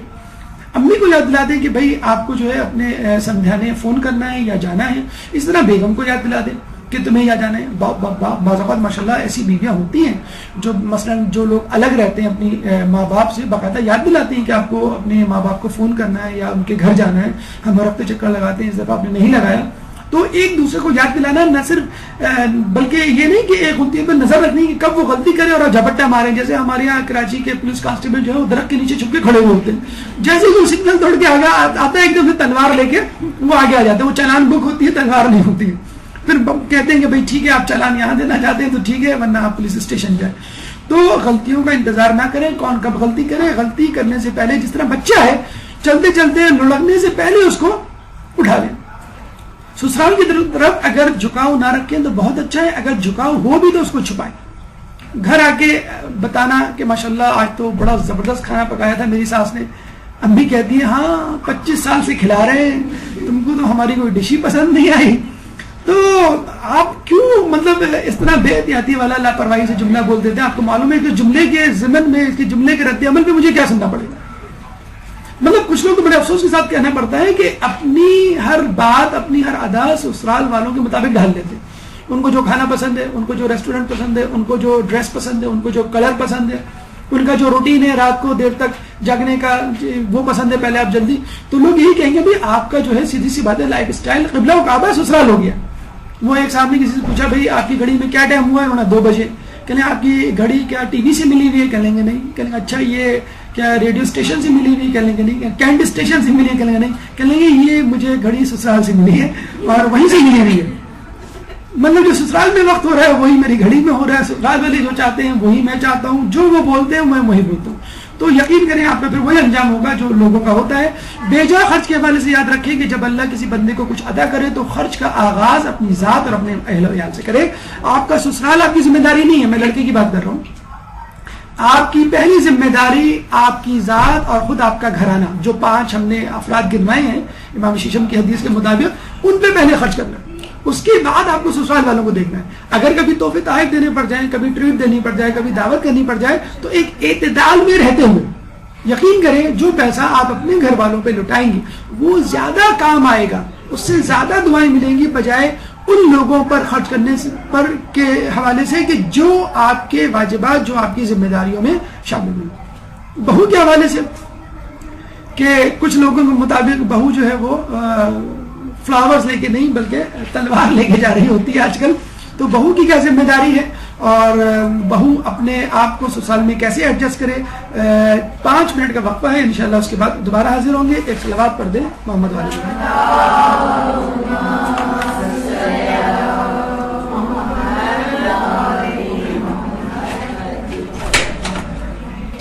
اعوذ باللہ من الشیطان الرجیم, بسم اللہ الرحمن الرحیم. وقفے کے بعد اپنی گفتگو کا آغاز کرتے ہیں اور ہمارا دوسرا مرحلہ اس دوسرے جز کے حوالے سے ہے جو سسرال میں بہت امپورٹنٹ رول پلے کرتا ہے. جیسے کہ ہم نے شروع میں کہا کہ میاں بیوی اوپننگ بیٹسمین ہے. اگر یہ اچھا اسکور دیں گے, اچھا کھیلیں گے پچ پہ, تو پوری ٹیم اچھا کھیلے گی. تو بہو بہرحال وکٹ اینڈ پہ تو نہیں ہوتی, رننگ اینڈ پر ہوتی ہے, لیکن پھر بھی بڑا امپورٹنٹ رول پلے کرتی ہے اگر وہ اپنی شوہر کا مکمل طور پہ ساتھ نہ دے. اور بہو کو اس طرح یعنی بیگم کو اس طرح ساتھ دینا ہے کہ وہ اشاروں کنایوں میں بھی سمجھ جائے کہ شوہر اب کیا چاہتا ہے اور اب مجھے کیا بولنا ہے اور مجھے کس طرح بیہیو کرنا ہے. تو بات بنے گی. اگر اس نے تھوڑی سی بھی تاخیر کر دی, جیسے بالکل ایسا معاملہ ہے, آپ نے شاید دیکھا ہو یا نہ دیکھا ہو, یہ سرجن جب آپریٹ کر رہے ہوتے ہیں تو جب وہ کسی پیشنٹ کا جو ہے وہ پیٹ چیک کرتے ہیں تو وہ during the whole operation surgeon جو ہے صرف اپنا ہاتھ آگے جسے کہتے ہیں بڑھاتا ہے, اور جو اس کا اسسٹنٹ ہوتا ہے اس کو معلوم ہوتا ہے کہ اس کو جو ہے اب کون سا اوزار کون سا انسٹرومنٹ چاہیے. اس کے بعد تھوڑی دیر بعد پھر وہ آگے ہاتھ بڑھاتا ہے اور وہ اس کے ہاتھ پہ وہی انسٹرومنٹ رکھتا ہے جو اس کو وہ چاہیے ہوتا ہے. تو اشارے کنایے بھی آپ کو سمجھ لینے چاہیے. ایک مرتبہ اگر ایک بات ہو چکی ہے تو اس کو ایک رول اصول بنا کر آگے چلنا چاہیے. بیوی پہ ہم سمجھتے ہیں کہ بڑی اہم ذمہ داری ہے, بلکہ ایک جہت سے دیکھا جائے تو شوہر سے زیادہ ذمہ داری ہے کہ اگر فرض کر لیں کہ شوہر یہ کہہ دے کہ میں تمہارے گھر نہیں جاؤں گا, یعنی اپنے سسرال نہیں جاؤں گا, مجھے کوئی تعلق نہیں رکھنا اور یہ میری ماں کا فرمان ہے, یہ ان کا فیصلہ ہے, تو ظاہر سی بات ہے شوہر کی صحت پہ کوئی اثر نہیں پڑے گا. حالانکہ غلط بات ہے لیکن اس کی صحت پہ کوئی اثر نہیں پڑے گا. لیکن بیوی کبھی یہ نہیں کہہ سکتی کہ میں اپنے گھر کبھی نہیں جاؤں گی. اگر کہے گی تو بیچاری وہ مجبور ہو کے کہے گی اور بہت تصویر بہا کے کہے گی اور اس کے لیے بہت روئد ہوئے گی. کوئی بیوی یہ نہیں کہہ سکتی چاہے اس کا خاندان کتنا ہی برا کیوں نہ ہو اور اس نے خود اپنی بیٹی کے لیے گڑھے کھودے ہوں, مطلب علیحدگی کے لیے یا جھگڑا کروانے کے لیے, پھر بھی بہو جو ہے کبھی بھی یہ نہیں چاہے کہ وہ اپنے گھر سے مکمل طور پہ لا تعلقی. اور کراچی میں آپ کو اور جگہوں پہ ایسے گھرانے مل جائیں گے جس میں باقاعدہ پابندیاں ہوتی ہیں وہ کہ تم نہیں جاؤ گی آج کے بعد سے, یعنی جو سانحہ ہوا ہے, جو واقعہ ہوا ہے, جو جھگڑا ہوا ہے, بس اب تمہارا جانا بالکل بند, اگر تم گئی تو خدا نخواستہ واپس نہیں آنا وغیرہ وغیرہ. تو بہو کے ساتھ بہرحال یہ ہو سکتا ہے, عورت کے ساتھ یہ ہو سکتا ہے. اور آپ کو یہ بہت سوچ سمجھ کے قدم اٹھانا ہے کہ مجھے دونوں جگہ جانا ہے. یہ ممکن ہے کہ شوہر جو ہے مکمل طور پہ کٹ آف کر کے اپنے گھر تک محدود ہو جائے, لیکن میں ایسا نہیں کر سکتی, مجھے دونوں طرف جسے بات رکھنی ہے. لیکن پھر وہی بات جیسے ہم نے آپ کو کہا کہ شوہر جو ہے ان دا لاسٹ اگر بیوی اور ماں کے تقابل کا مقابلہ ہونے لگے, دونوں کا تقابل ہونے لگے, تو ماں کے جسے کہتے ہیں کہ گیند میں کورٹ میں گیند ڈالنی ہے, مطلب ماں کے لیے حق کرنی ہے. اسی طرح اگر بیوی کو یا بہو کو یہ فیصلہ کرنا ہے کہ میکے یا سسرال, تو اس کو سسرال کا انتخاب کرنا ہے. اور آپ دیکھیے گا وقتی طور پہ ہو سکتا ہے اس کی ماں اس کو بہت برا بھلا کہے, لیکن بعد میں کہے گی کہ جو کچھ تم نے کیا صحیح کیا, تمہاری ترجیح, تمہاری پرائورٹی جو ہے تمہارا شوہر اور تمہارا سسرال ہونا چاہیے. تو بیوی جب بہو گھر میں آئے تو پہلے دن سے ذہن میں رکھ لے, میں جوائنٹ فیملی سسٹم کی بات کر رہا ہوں, کہ شوہر پلس اس کے احباب, اس کے گھر والے اس کی ذمہ داری ہے. شوہر کے بعد سب سے اہم ذمہ داری ساس, اس کے بعد نند, اس کے بعد دیورانی, اس کے بعد دیور. یہ سیکوینس میں ہم نے اسی لیے رکھا ہے کہ یہی جسے کہتے ہیں کہ اجزاء ہیں, یہی وہ افراد ہیں جو پرائورٹی بیسس پر جن کو توجہ دینی چاہیے, جو اپنا رول پلے کرتے ہیں. تو جو مائیں یہ فیڈ کر کے اپنی بیٹیوں کو رخصت کرتی ہیں, انتہائی غلط کرتی ہیں. جو یہ کہہ کر جسے کہتے ہیں یہ کلمہ پڑھوا کے اپنے گھر سے رخصت کرتی ہیں, دیکھو اپنے شوہر تک محدود رہنا, دیکھو اپنے کمرے سے باہر نہیں نکلنا, تمہیں اپنے کمرے اور اپنے شوہر اپنے بچوں کی فکر. یہ بالکل غلط فارمولہ ہے. اگر آپ نے اس پہ عمل کیا تو یقین کریں, اگر آپ جوائنٹ فیملی سسٹم میں رہ گئے, اگر نہیں بھی رہ رہے تو بھی یہ آپ کے لیے بہت مسائل جسے کہتے ہیں کہ کھڑا کرے گا. کوئی شوہر منہ سے تو شاید یہ نہ کہے, بہت سے شوہر منہ سے یہ نہیں کہتے کہ تم میری ماں کی خدمت کرو, میرے گھر والوں کی خدمت کرو, لیکن بہرحال اگر آپ خدمت کریں گی تو وہ خوش ضرور ہوتے ہیں. مطلب شرعی ذمہ داری نہیں ہے, لیکن بہرحال اخلاقی ذمہ داری ہے, اور بہت ساری اخلاقی ذمہ داریاں جو ہے وہ بہت زیادہ ثمر آور ثابت ہوتی ہیں اگر وہ آپ کی شرعی ذمہ داری نہیں بھی ہے. کچھ جو ہے لوگ جو ہے بیویوں کو باقاعدہ سکھا کے بھیجتے ہیں کہ تم پہلے دن سے جو ہے اپنا جھنڈا گاڑ دینا, اور پہلے دن سے جو ہے وہ بتا دینا کہ تم کیا چیز ہو. اچھا, اس طرح جو ہے ایک لطیفہ مشہور ہے کہ اس طرح بیوی کو, بہو کو یا اور اپنی بیٹی کو سمجھا کے بھیجا گیا کہ تم پہلے دن سے جھنڈا گاڑ دینا. اور جو ہے وہ ادھر ساس نے بھی اپنے بیٹے کو خوب فیڈ کیا, دیکھو تم پہلے دن سے جھنڈا گاڑ دینا. تو کہتے ہیں کہ بیگم حجرہ عروسی میں بیٹھی نہیں تھی, شوہر صاحب اندر داخل ہوئے ڈنڈا لے کر, اور کبھی جو ہے وہ پلنگ کے نیچے جھانک رہے ہیں, کبھی جو ہے وہ کبرڈ کے نیچے, کبھی اسٹول ہٹا کر دیکھ رہے ہیں. تو بیگم نے کہا کہ کیا تلاش کر رہے ہیں؟ تو شوہر نے کہا میں بلی تلاش کر رہا ہوں کہ اس کو مار دوں, بڑے دنوں سے تنگ کر رہی ہے. تو بیگم نے کہا وہ میں مار چکی پہلے. تو جسے کہتے ہیں شوہر جو ہے وہ کب کب آ کے رہ گئے, ڈنڈا ان کے ہاتھ سے چھوٹ گیا, بھائی یہ تو مجھ سے بھی بڑی نکلی, یہ بلی پہلے مار چکی ہے, تو اب کیا ہوگا, اب ان کا نیکسٹ شکار کیا ہوگا, ابھی کیا ماریں گی. تو یہ غلط بات ہے عورت کو یہ سکھا کے بھیجنا کہ تمہیں اپنی فتح کا جھنڈا گاڑنا ہے اور تمہیں جو ہے تمام لوگوں کو رام کرنا ہے, اور یہ پوائنٹس ہیں, یہ ٹپس ہیں, ان پہ تمہیں عمل کرنا ہے. اگر تم نے یہ کر لیا تو انشاءاللہ جو ہے ساس تمہارے قابو میں, سسر جو ہے وہ تمہارے پھندے میں, وغیرہ وغیرہ. دیکھیں, جس طرح شوہر کی ذمہ داری اچھے سسرال کے حوالے سے شادی سے پہلے سے شروع ہو جاتی ہے, اس طرح لڑکی کی بھی ذمہ داری شادی سے پہلے شروع ہو جاتی ہے.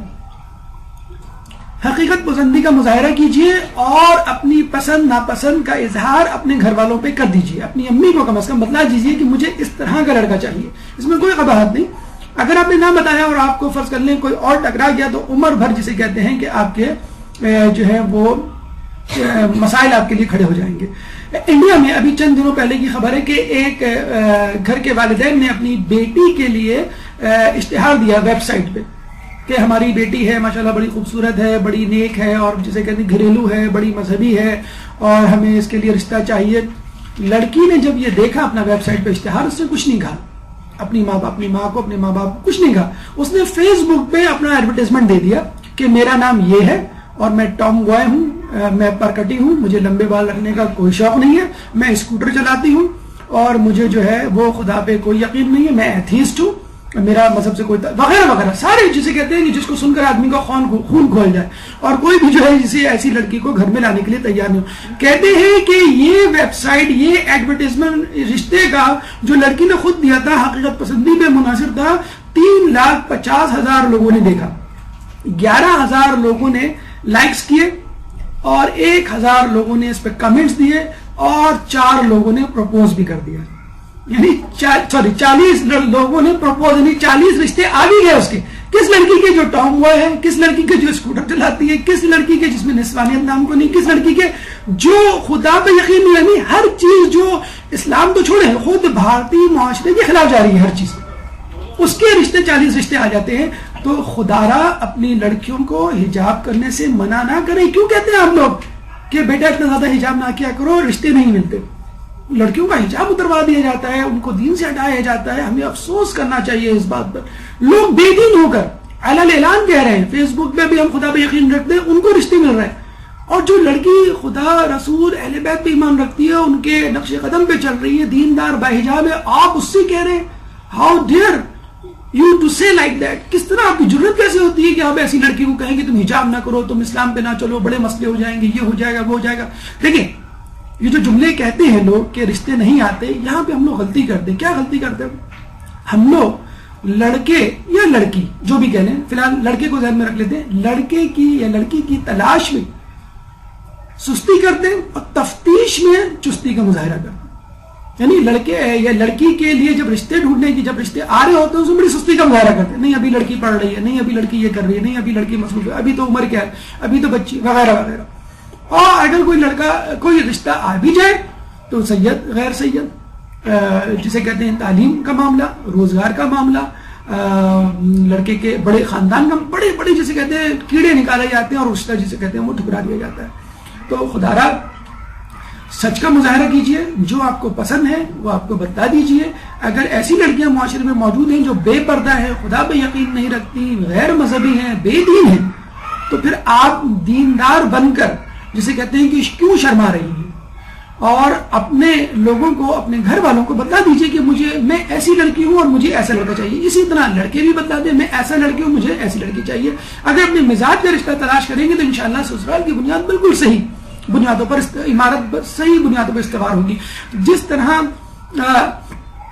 آپ کوئی چیز خریدنے جاتے ہیں تو اس کی پوری معلومات کر لیتی ہیں, اسی طرح اپنی سسرال کے بارے میں پوری معلومات کر لیں. جب آپ کا رشتہ طے ہو جائے, اس سے پہلے, جب رشتے سے پہلے اور جب رشتہ طے ہو جائے اس کے بعد بھی. رشتہ طے ہونے کے بعد تو آپ کی زیادہ ذمہ داری ہے. ٹھیک ہے آپ کو دیندار گھرانہ مل جاتا ہے, مثلا آپ کو تعلیم یافتہ گھرانہ مل جاتا ہے, آپ کو خوشحال گھرانہ مل جاتا ہے, لیکن کیا اس سے بات بن گئی؟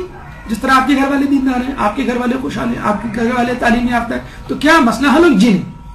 آپ کو اپنی ساس, اپنے سسر کئی مزاج کا پتہ چلنا ہے, اپنے شوہر کے مزاج کو تو معلوم کرنا ہی کرنا ہے. اس کے علاوہ جو افراد وہاں رہ رہے ہیں, کتنے افراد رہ رہے ہیں, کیا عمریں ہیں, کیا ان کے طور طریقے ہیں, ان کے گھر میں کیا کھایا جاتا ہے, کیا چیز پسند کی جاتی ہے, روٹین کیا ہے, ان کا ٹائم ٹیبل کیا ہوتا ہے سونے جاگنے کا, کیا چیزیں پسند ہیں, کیا چیزیں نہیں پسند ہیں, کنزرویٹو ہیں, ریزروڈ ہیں, فنڈامنٹلسٹ ہیں, کیا ہے. اور اگر کوئی چیز نہیں آتی تو اس کی پریکٹس شروع کر دیں. مثلا ان کو بریانی بڑی پسند ہے, مثلا آپ کے ہونے والے سسرال کو, ٹھیک ہے آپ بریانی پکانے پر, اگر آپ کا مذاق اڑایا جاتا ہے تو بھی آپ ایسا کریں. لڑکے کو پسند ہے کہ وہ گھر گرستی میں اچھی ہو اور گھر کو ویل ڈیکوریٹ کر کے رکھے, انٹیریئر ڈیزائننگ کا آپ کورس کر لیں, کوئی اس میں مذاق نہیں. اگر کوئی آپ کا مذاق اڑاتا بھی ہے تو کوئی بات نہیں. آپ کو اپنی زندگی, اپنا مستقبل دیکھنا ہے. آپ کو اپنے دوستوں کے ساتھ, اپنے گھر والوں کے ساتھ نہیں رہنا ہے. اگر آپ کے گھر میں مزاج الگ ہے اور آپ کے ہونے والے سسرال میں مزاج الگ ہے, تو اب آپ کو اپنے سسرال جانے کی تیاری کرنی ہے. یہ جو مائیں کرتی ہیں بڑے افسوس کے ساتھ کرنا پڑتا ہے. آج کل کی لڑکیاں جو ہے وہ 20-20 سال کی ہو جاتی ہیں, بڑے فخر سے کہتی ہیں مجھے تو انڈا بھی ابالنا نہیں آتا. بڑے افسوس, مجھے چائے بنانی نہیں آتی. کیوں؟ میں ہر وقت مصروف رہتی ہوں پڑھنے میں. امی کہتی ہیں بیٹا جاؤ پڑھو, ابھی تمہارے پڑھنے کے دن ہے, جب شادی ہو جائے گی تو خود سیکھ لو گی.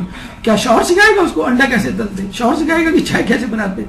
ہاں ساس سکھائے گی, وہ بیلن لے کے سکھائے گی.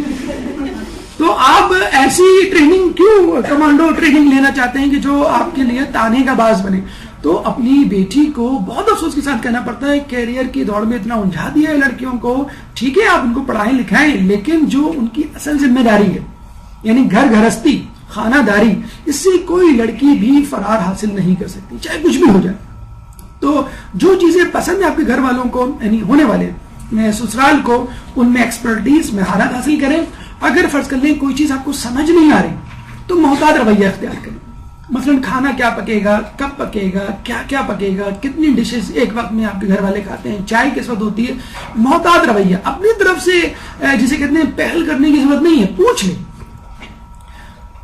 شادی کی بات آپ کی کیا ذمہ داری بنتی ہے, یہ تمام چیزیں شادی سے پہلے کی.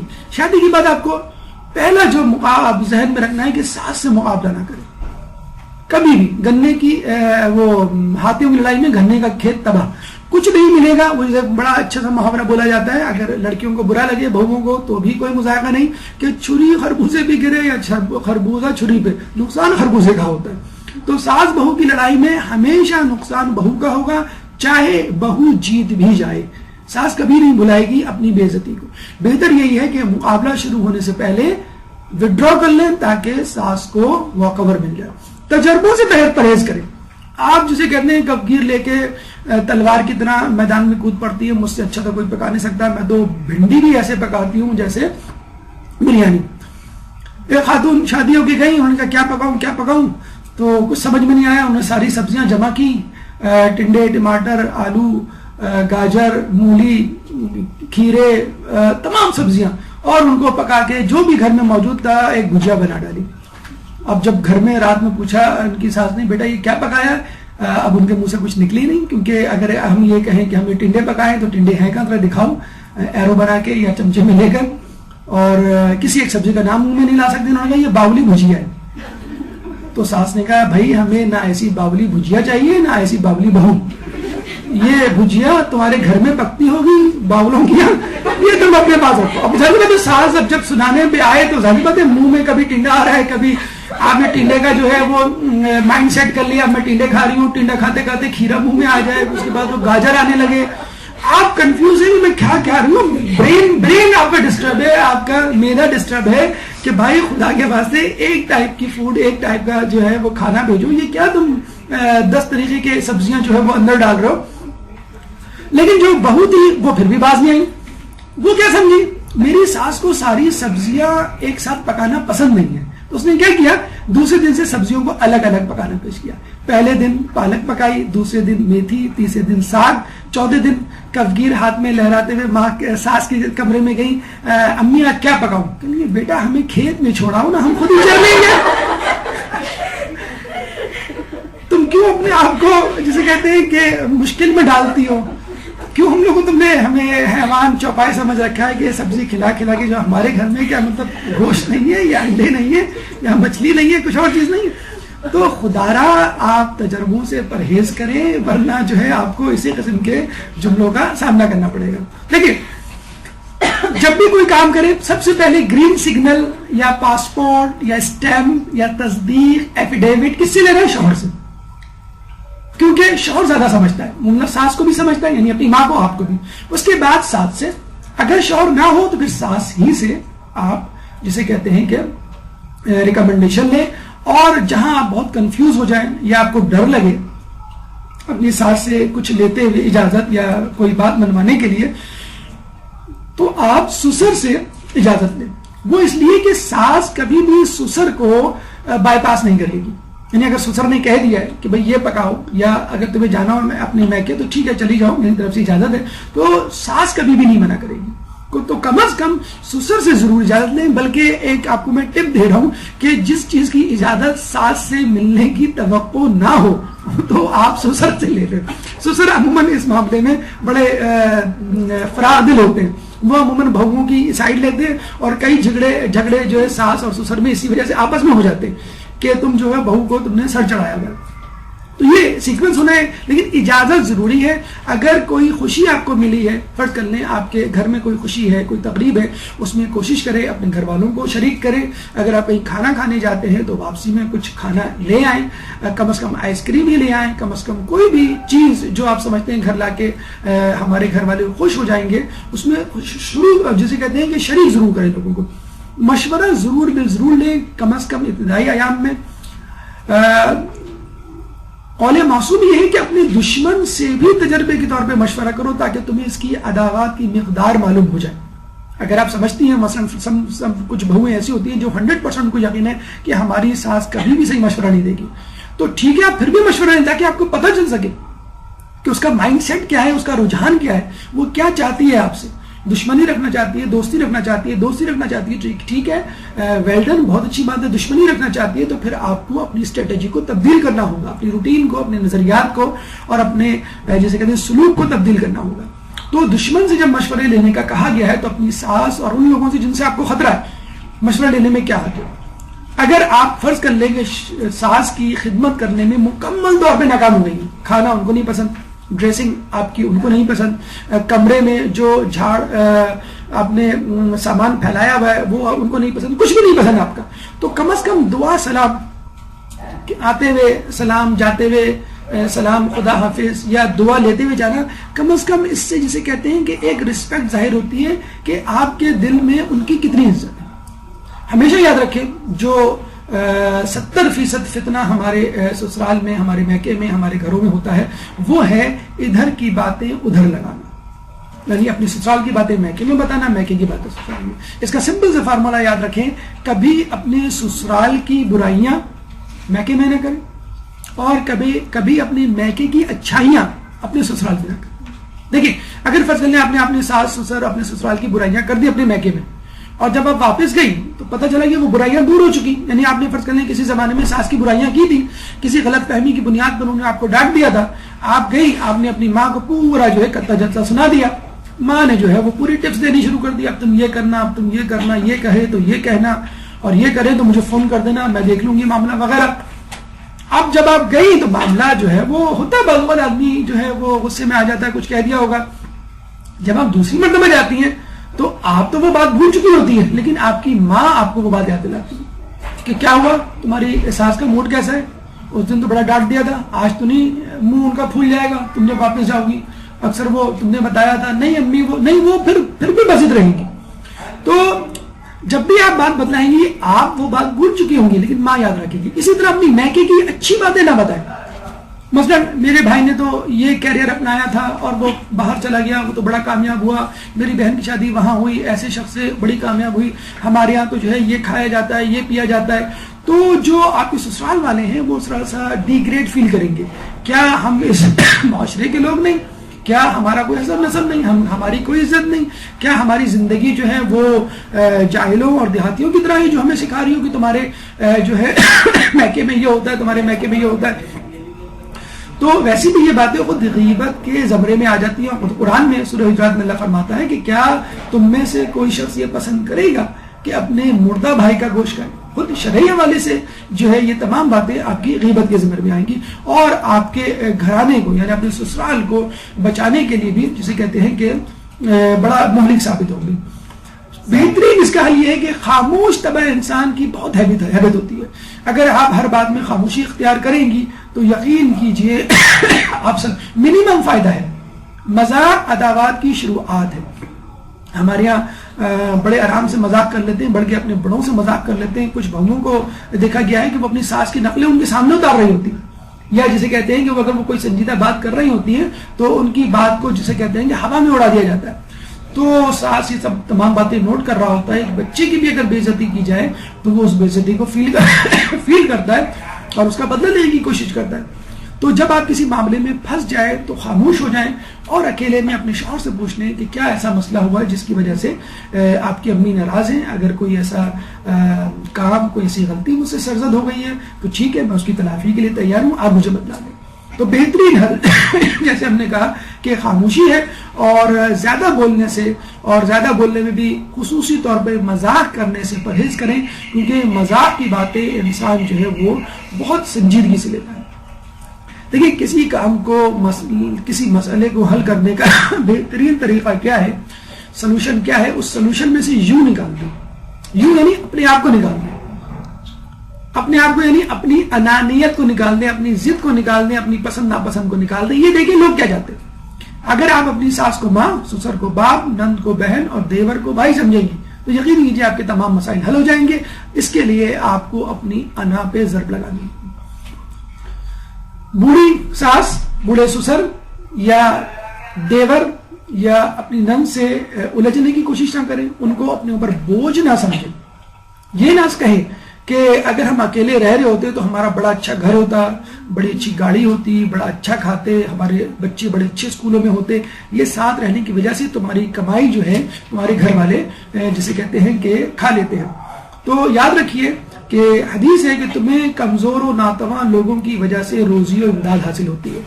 آپ یہ نہ کہیں کہ آپ کی ماں، بوڑھی ماں گھر میں رہتی ہے اور آپ اس کو کما کے لا کے کھلا رہے تو اس کا کوئی ہاتھ نہیں. اس کی جو دعائیں ہیں ان دعاؤں کی وجہ سے آپ کو جاب ملی. آپ کے سسر جو دعائیں پڑھتے ہیں، دعائیں کرتے ہیں آپ کے لیے، جو نصیحتیں اور مشورے دیتے ہیں، اس کی وجہ سے آپ آج اس مقام پر پہنچے. دوسروں کو الزام نہ دیں، کیونکہ جو سب لوگ زمانے کو عیب لگاتے ہیں، حالانکہ عیب ہم میں ہے، زمانے میں نہیں. یہ حضرت عبد المطلب کے اشعار تھے جو امام رضا علیہ السلام نے اپنی زبان سے لوگوں کو سنائے. ایک درود پڑھ دے محمد والے.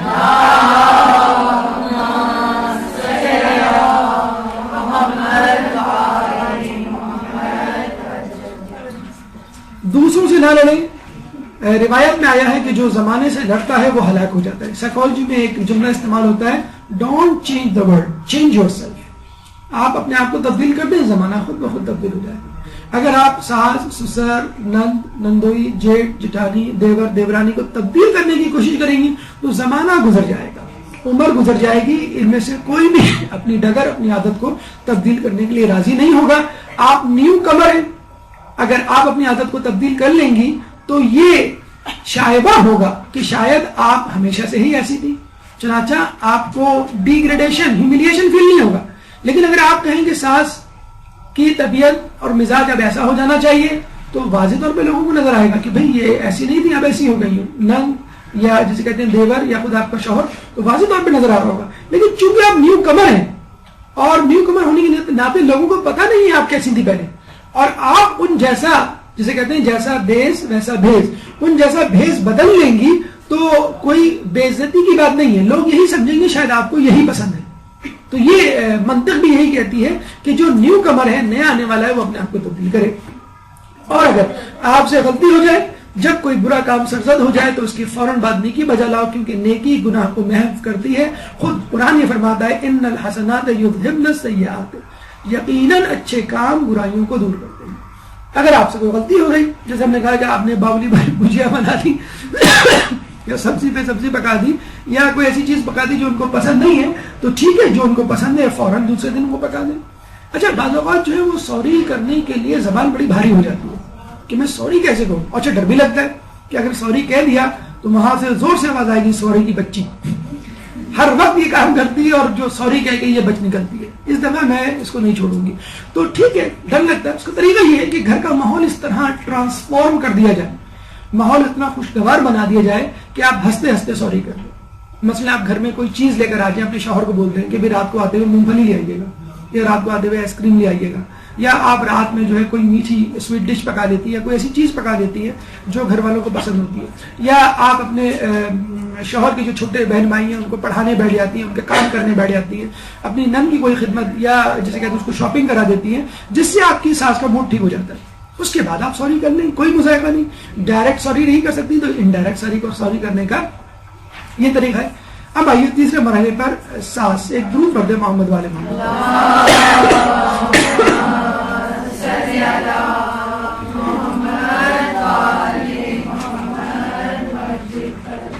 کچھ لوگ تو ساس کے آنے پر جال تو کیا کہتے ہیں کہ جل تو جلال تو آئی بلا کو ٹال دو. ماشاء اللہ، دیکھیں آپ سب کو یہ ازبر ہے. دیکھیں ایسا نہیں ہے، سانس گھر کی سانس ہوتی ہے، اور آپ کو معلوم ہے سانس کی ڈوری اگر 1 منٹ بھی نہ رہے وہ گھر نہیں پنپ سکتا. ساس کو تھوڑا سا مس انٹرپریٹ کیا جاتا ہے.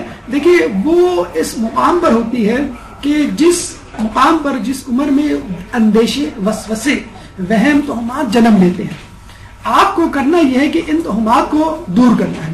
اور ساس کو کیا کرنا ہے؟ دیکھیں ساس کو فقط یہ کرنا ہے کہ جو کہ ظاہری بات ہے کہ گھر کی ملکہ بھی ہے، گھر کا وقار بھی ہے.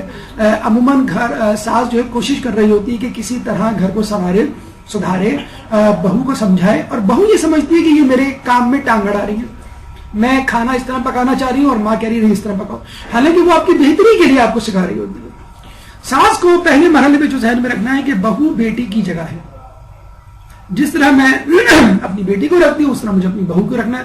کہتے ہیں کہ بھائی کسی لڑکی کی شادی ہوئی، اس نے آ کے اپنی اماں کو بتایا کہ بھائی میرا سسرال تو بڑا اچھا ہے، بڑا کم کام ہے، اتوار کو تو بالکل پلنگ سے اترنے نہیں دیتے، صبح حلوہ پوری آتی ہے، شام کو ہم کہیں کھانے جاتے ہیں، ماں بڑی خوش، ماشاءاللہ تمہارا سسرال تو بہت اچھا ہے. کچھ دنوں بعد جو ہے بیٹے کی شادی ہوئی اور آنے والی بہو نے جب سنا تو فوراً سب کے سامنے کہا بھائی آج اتوار ہے، آج کچھ نہیں بکے گا. تو فوراً جو ہے وہ ساس نے تلوار نکالی، بیگم صاحبہ یہ آپ کے گھر میں ہوتا ہوگا، ہمارے یہاں نہیں ہوتا. ابھی کچھ دنوں پہلے آپ کی بیٹی نے جب یہ بتایا تو آپ نے فوراً کہا کتنا اچھا سسرال ملا ہے، کتنا اچھا شوہر ملا ہے جو خدمت کرتا ہے، کیئر کرتا ہے. اور اگر آپ کی بہو نے یہ بات کر دی تو وہ اگر آپ اپنی زبان سے کوئی بھی جملہ بہو کے لیے نکالتے وقت یہ سمجھ لیں کہ یہ میری بیٹی کی جگہ ہے، اگر میں نے یہ جملہ نکالا اپنی بہو کے لیے تو یہی جملہ ہو سکتا ہے میری بیٹی کو بھی سننا پڑے، یعنی مکافات عمل. تو یہ کام جو ہے، یہ نظریہ، یہ سوچ آپ کے بہت سارے کاموں کو حل، جسے کہتے ہیں نا کہ ساس بھی کبھی بہو تھی، تو وہ جسے کہتے ہیں کہ وہ الٹا اس کا نیگیٹو امپیکٹ لے رہی ہوتی کہ میرے ساتھ جو ظلم ہوا ہے میں بھی اس کے ساتھ روا رکھوں گی. تو آپ اس کو اپنی ذمہ داری سے آگاہ کر دیں. لیکن بڑا افسوس کے ساتھ کہنا پڑتا ہے ساس اپنی بہو سے کام کاج کے بارے میں پوری رپورٹ لیتی ہے کہ تم نے جو ہے وہ صحن کی جھاڑو دی کہ نہیں دی، کھانا پکایا نہیں پکایا، برتن دھوئے کہ نہیں دھوئے، اور یہ جالے ہٹائے نہیں ہٹائے دیواروں سے، فلاں فلاں. لیکن جب معاملات کی مشاورت کی بات آئے، کہیں آنے جانے کی بات آئے تو نند کو یعنی اپنی بیٹی کو آگے کر دیا جاتا ہے اور بہو کو پیچھے کر دیا جاتا ہے.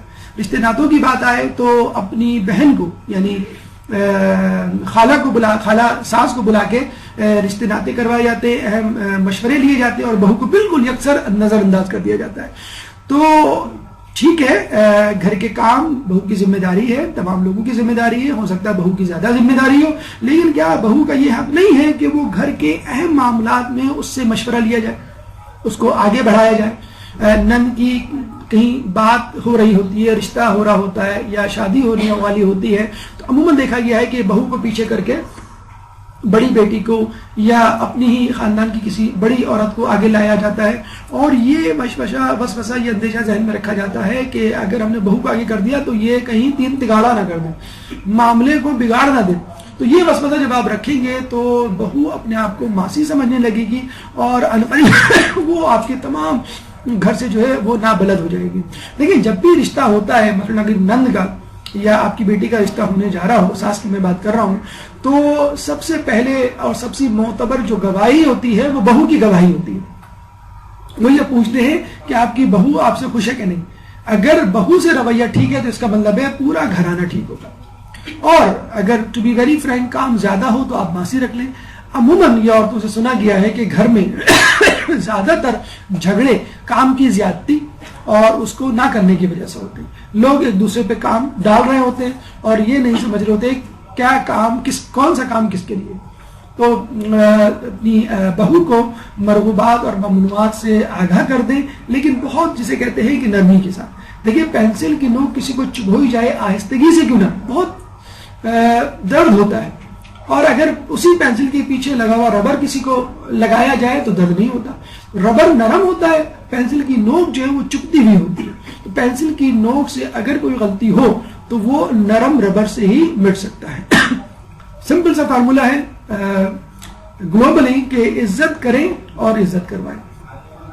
خود پسندی انانیت سے پرہیز کریں. جو شخص کسی اور کی کسی فضیلت کا قائل نہیں ہوتا وہی شخص خود رائے اور خود پسند ہوتا ہے.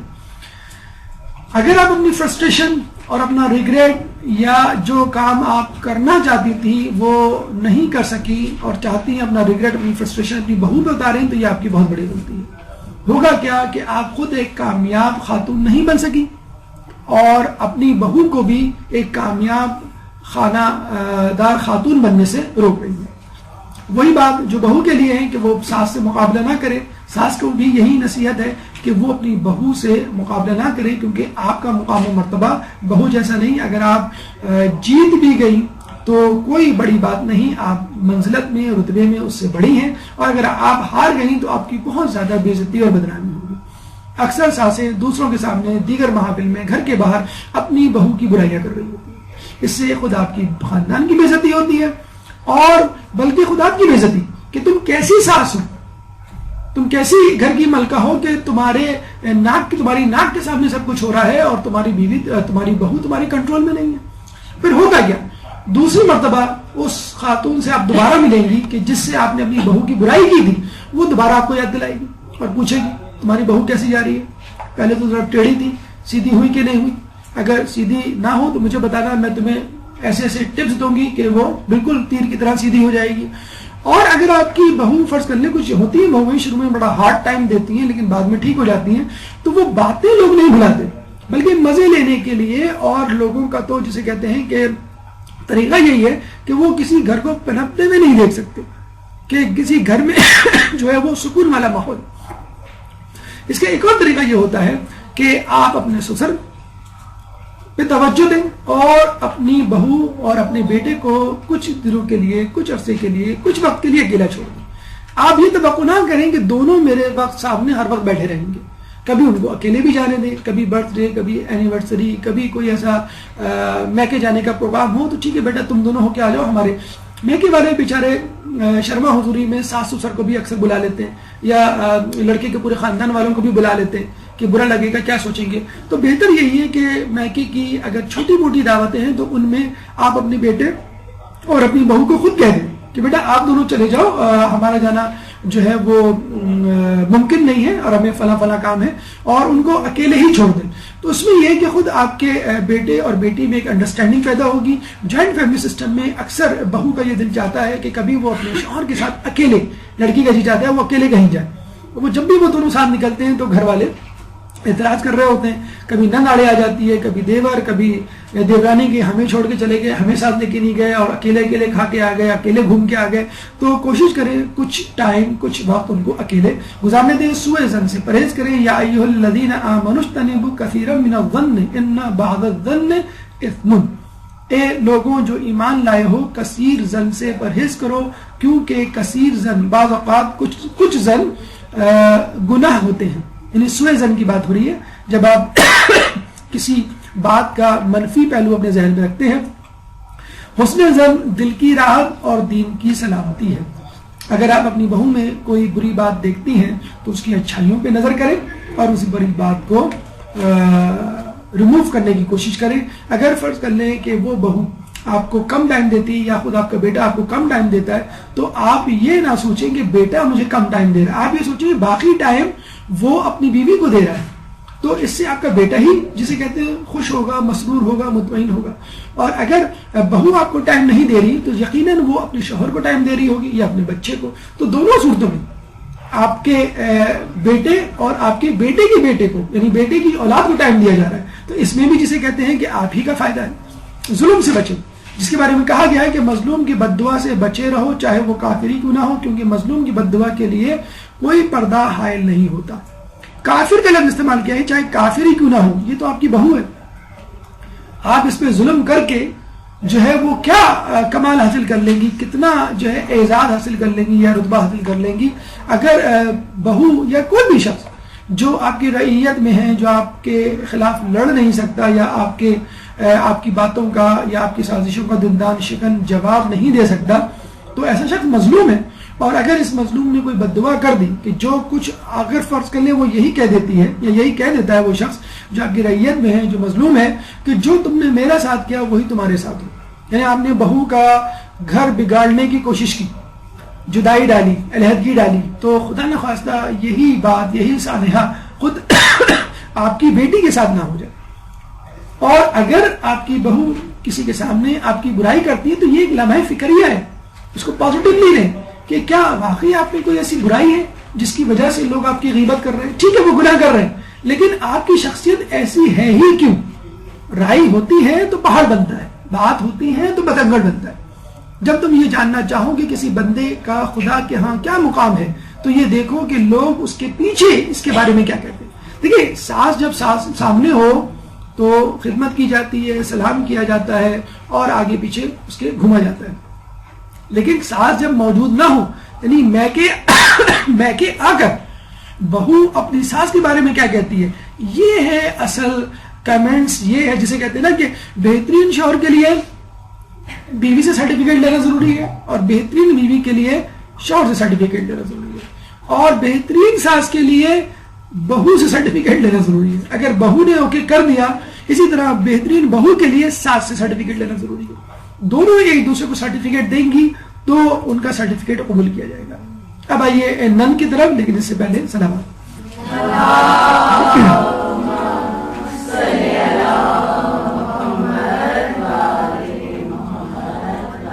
نند کے بارے میں کہا جاتا ہے کہ نند از گن، تو یہ غلط جملہ ہے، غلط بات ہے. اگر دیکھا جائے تو نند وہ پہلی دوست ہے جو آپ کی پہلی رازدان ہے، بلکہ بہترین وسیلہ شفاعت کا.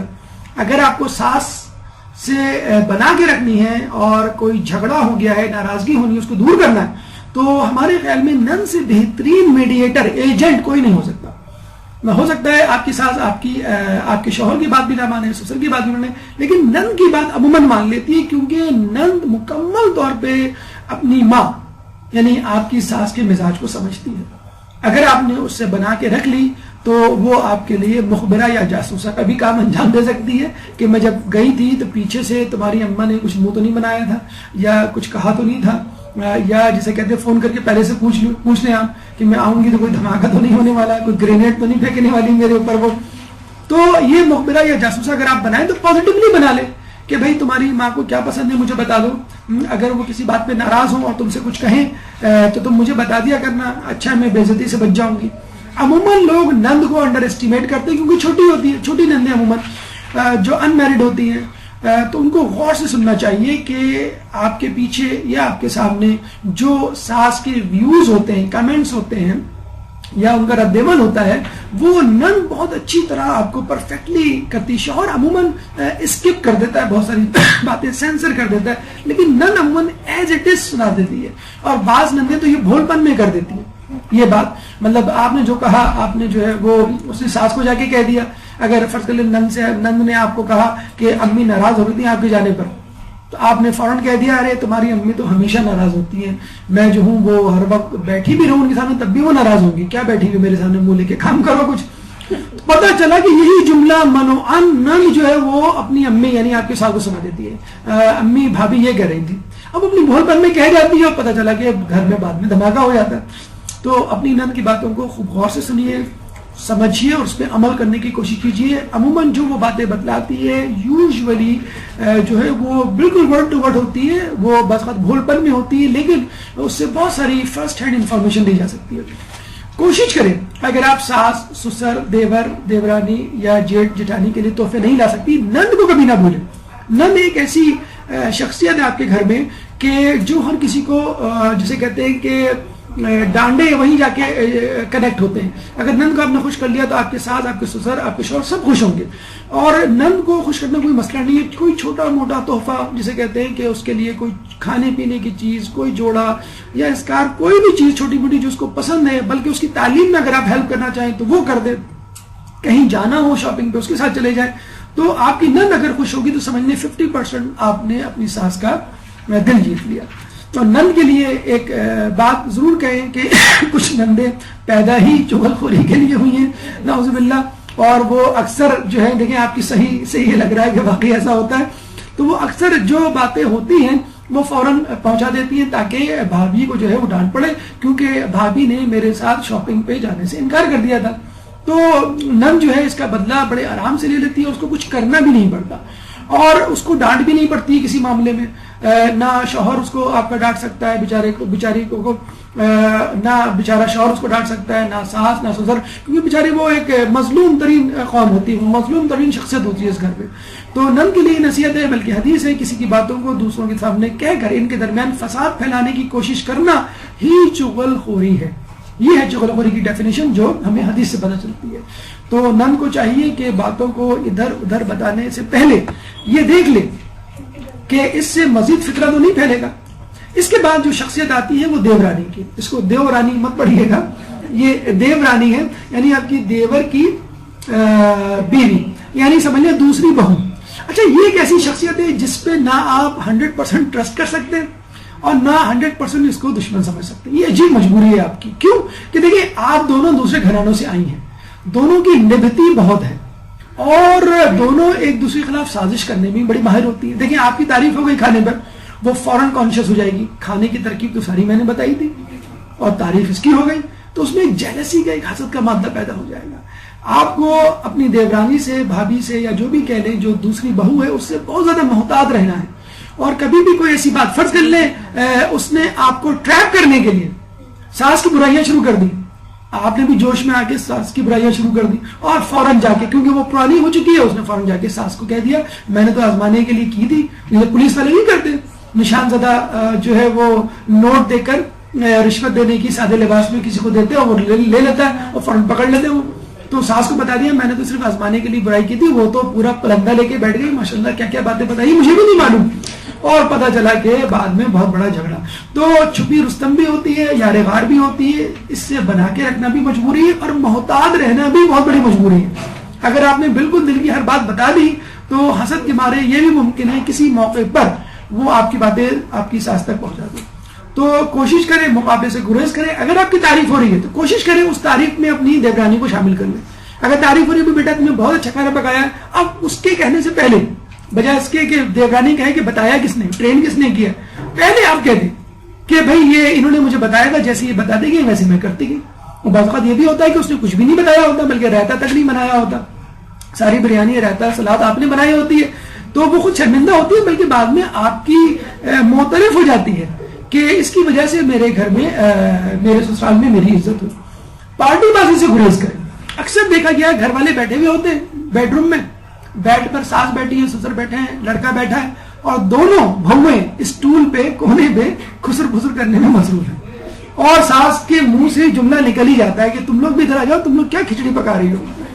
تو وہ جو دو بہویں اگر کونے میں کہیں بیٹھی ہیں تو سیدھی سی بات ہے ہمیشہ شکی ذہن میں آئے گا کہ دونوں کیا ایسی کھچڑی بنا رہی ہیں، دال تو ان کی گلتی نہیں ہے تو فی الحال یہ کھچڑی بنانے میں مصروف ہے. تو پارٹی بازی سے اتنی زیادہ محبت نہ کریں کہ جسے لگتے ہیں باقاعدہ ایک پریشر گروپ کی صورتحال پیدا ہو جائے کہ آپ نے ایک پریشر گروپ بنا لیا ہے اور آپ جو ہے اپنی ساس کو دبانے کے لیے کوئی دقیقہ فروگزاشت نہیں کریں گی. اگر آپ کو اپنی دیورانی سے بنا کے رکھنی ہے تو ذمہ داریاں بانٹ لیں، کھانا پینا، صفائی ستھرائی، کپڑے دھونا، ہر چیز کی ذمہ داری.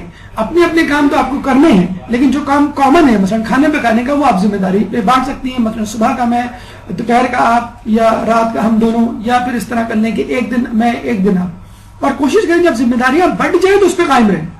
زبردستی اور خما خواہ میں آپ اس کی باری والے دن آپ کچن میں گھس کر آپ اس کی جگہ کھانا پکانا نہیں شروع کریں، پھر بعد میں آپ کے اوپر ساری ذمہ داری آ جائے گی، پھر آپ یہ کہیں گی میرے ساتھ ظلم ہو رہا ہے. جب اس کی ذمہ داری ہے اس کو ذمہ داری ادا کرنے دیں. ہاں اگر آپ ہیلپ کر سکتے ہیں تو ہیلپ کریں، پوری چیز جو پورا کام ٹیک اوور کرنے کی کوشش نہیں کریں. اگر کسی وجہ سے وہ کام کرنے سے آ رہی ہے تو اس کی ہیلپ ضرور کریں. ایپ پوشی کریں.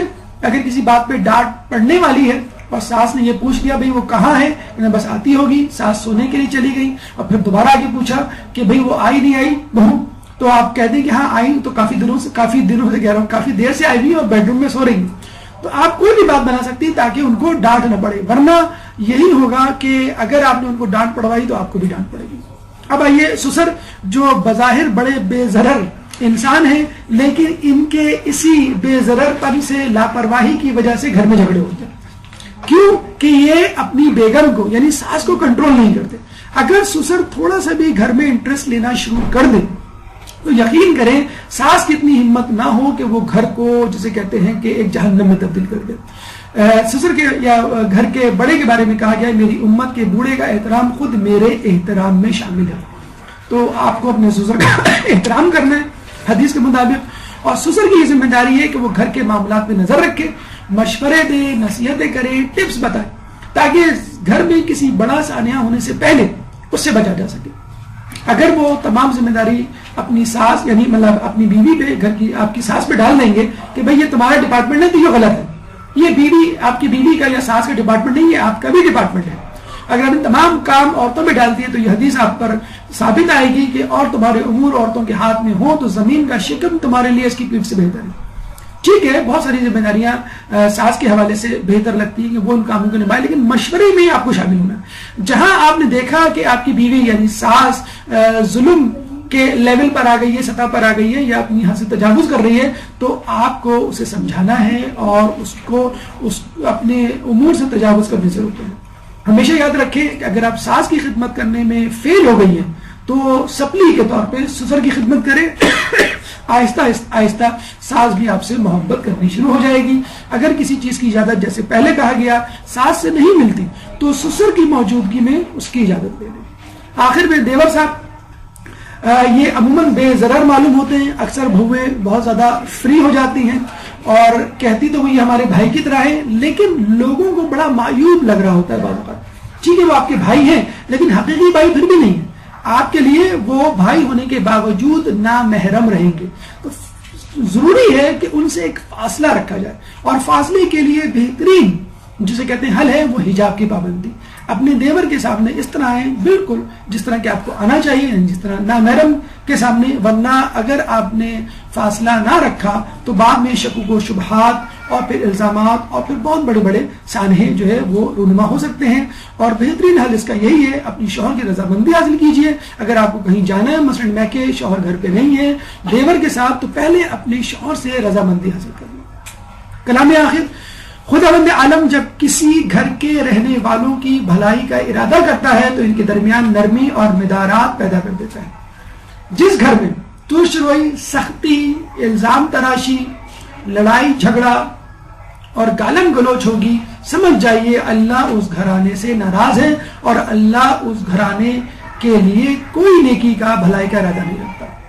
اور جس گھرانے میں نرمی, عفو و درگزر اور اخلاق پر مبنی, خوش اخلاقی پر مبنی جسے کہتے ہیں کہ لائف اسٹائل ہو, تو سمجھ لیجئے اللہ تعالیٰ نے بھلائی کا ارادہ کر لیا اس گھرانے کے لیے, جب ہی اس گھر میں ہمیں نرمی اور مدارات نظر آ رہی ہے. یہ تمام گفتگو بہترین سسرال کی خصوصیات کے حوالے سے اختتام پذیر ہوئی. اس موضوع کے حوالے سے اگر آپ کے ذہن میں کوئی سوال ہے تو آپ کر سکتے ہیں. قبل سوالات بھرپور سلامات.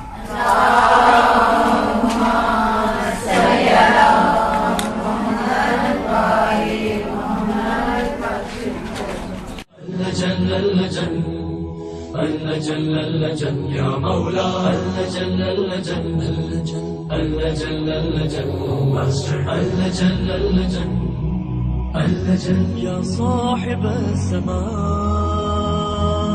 اللجن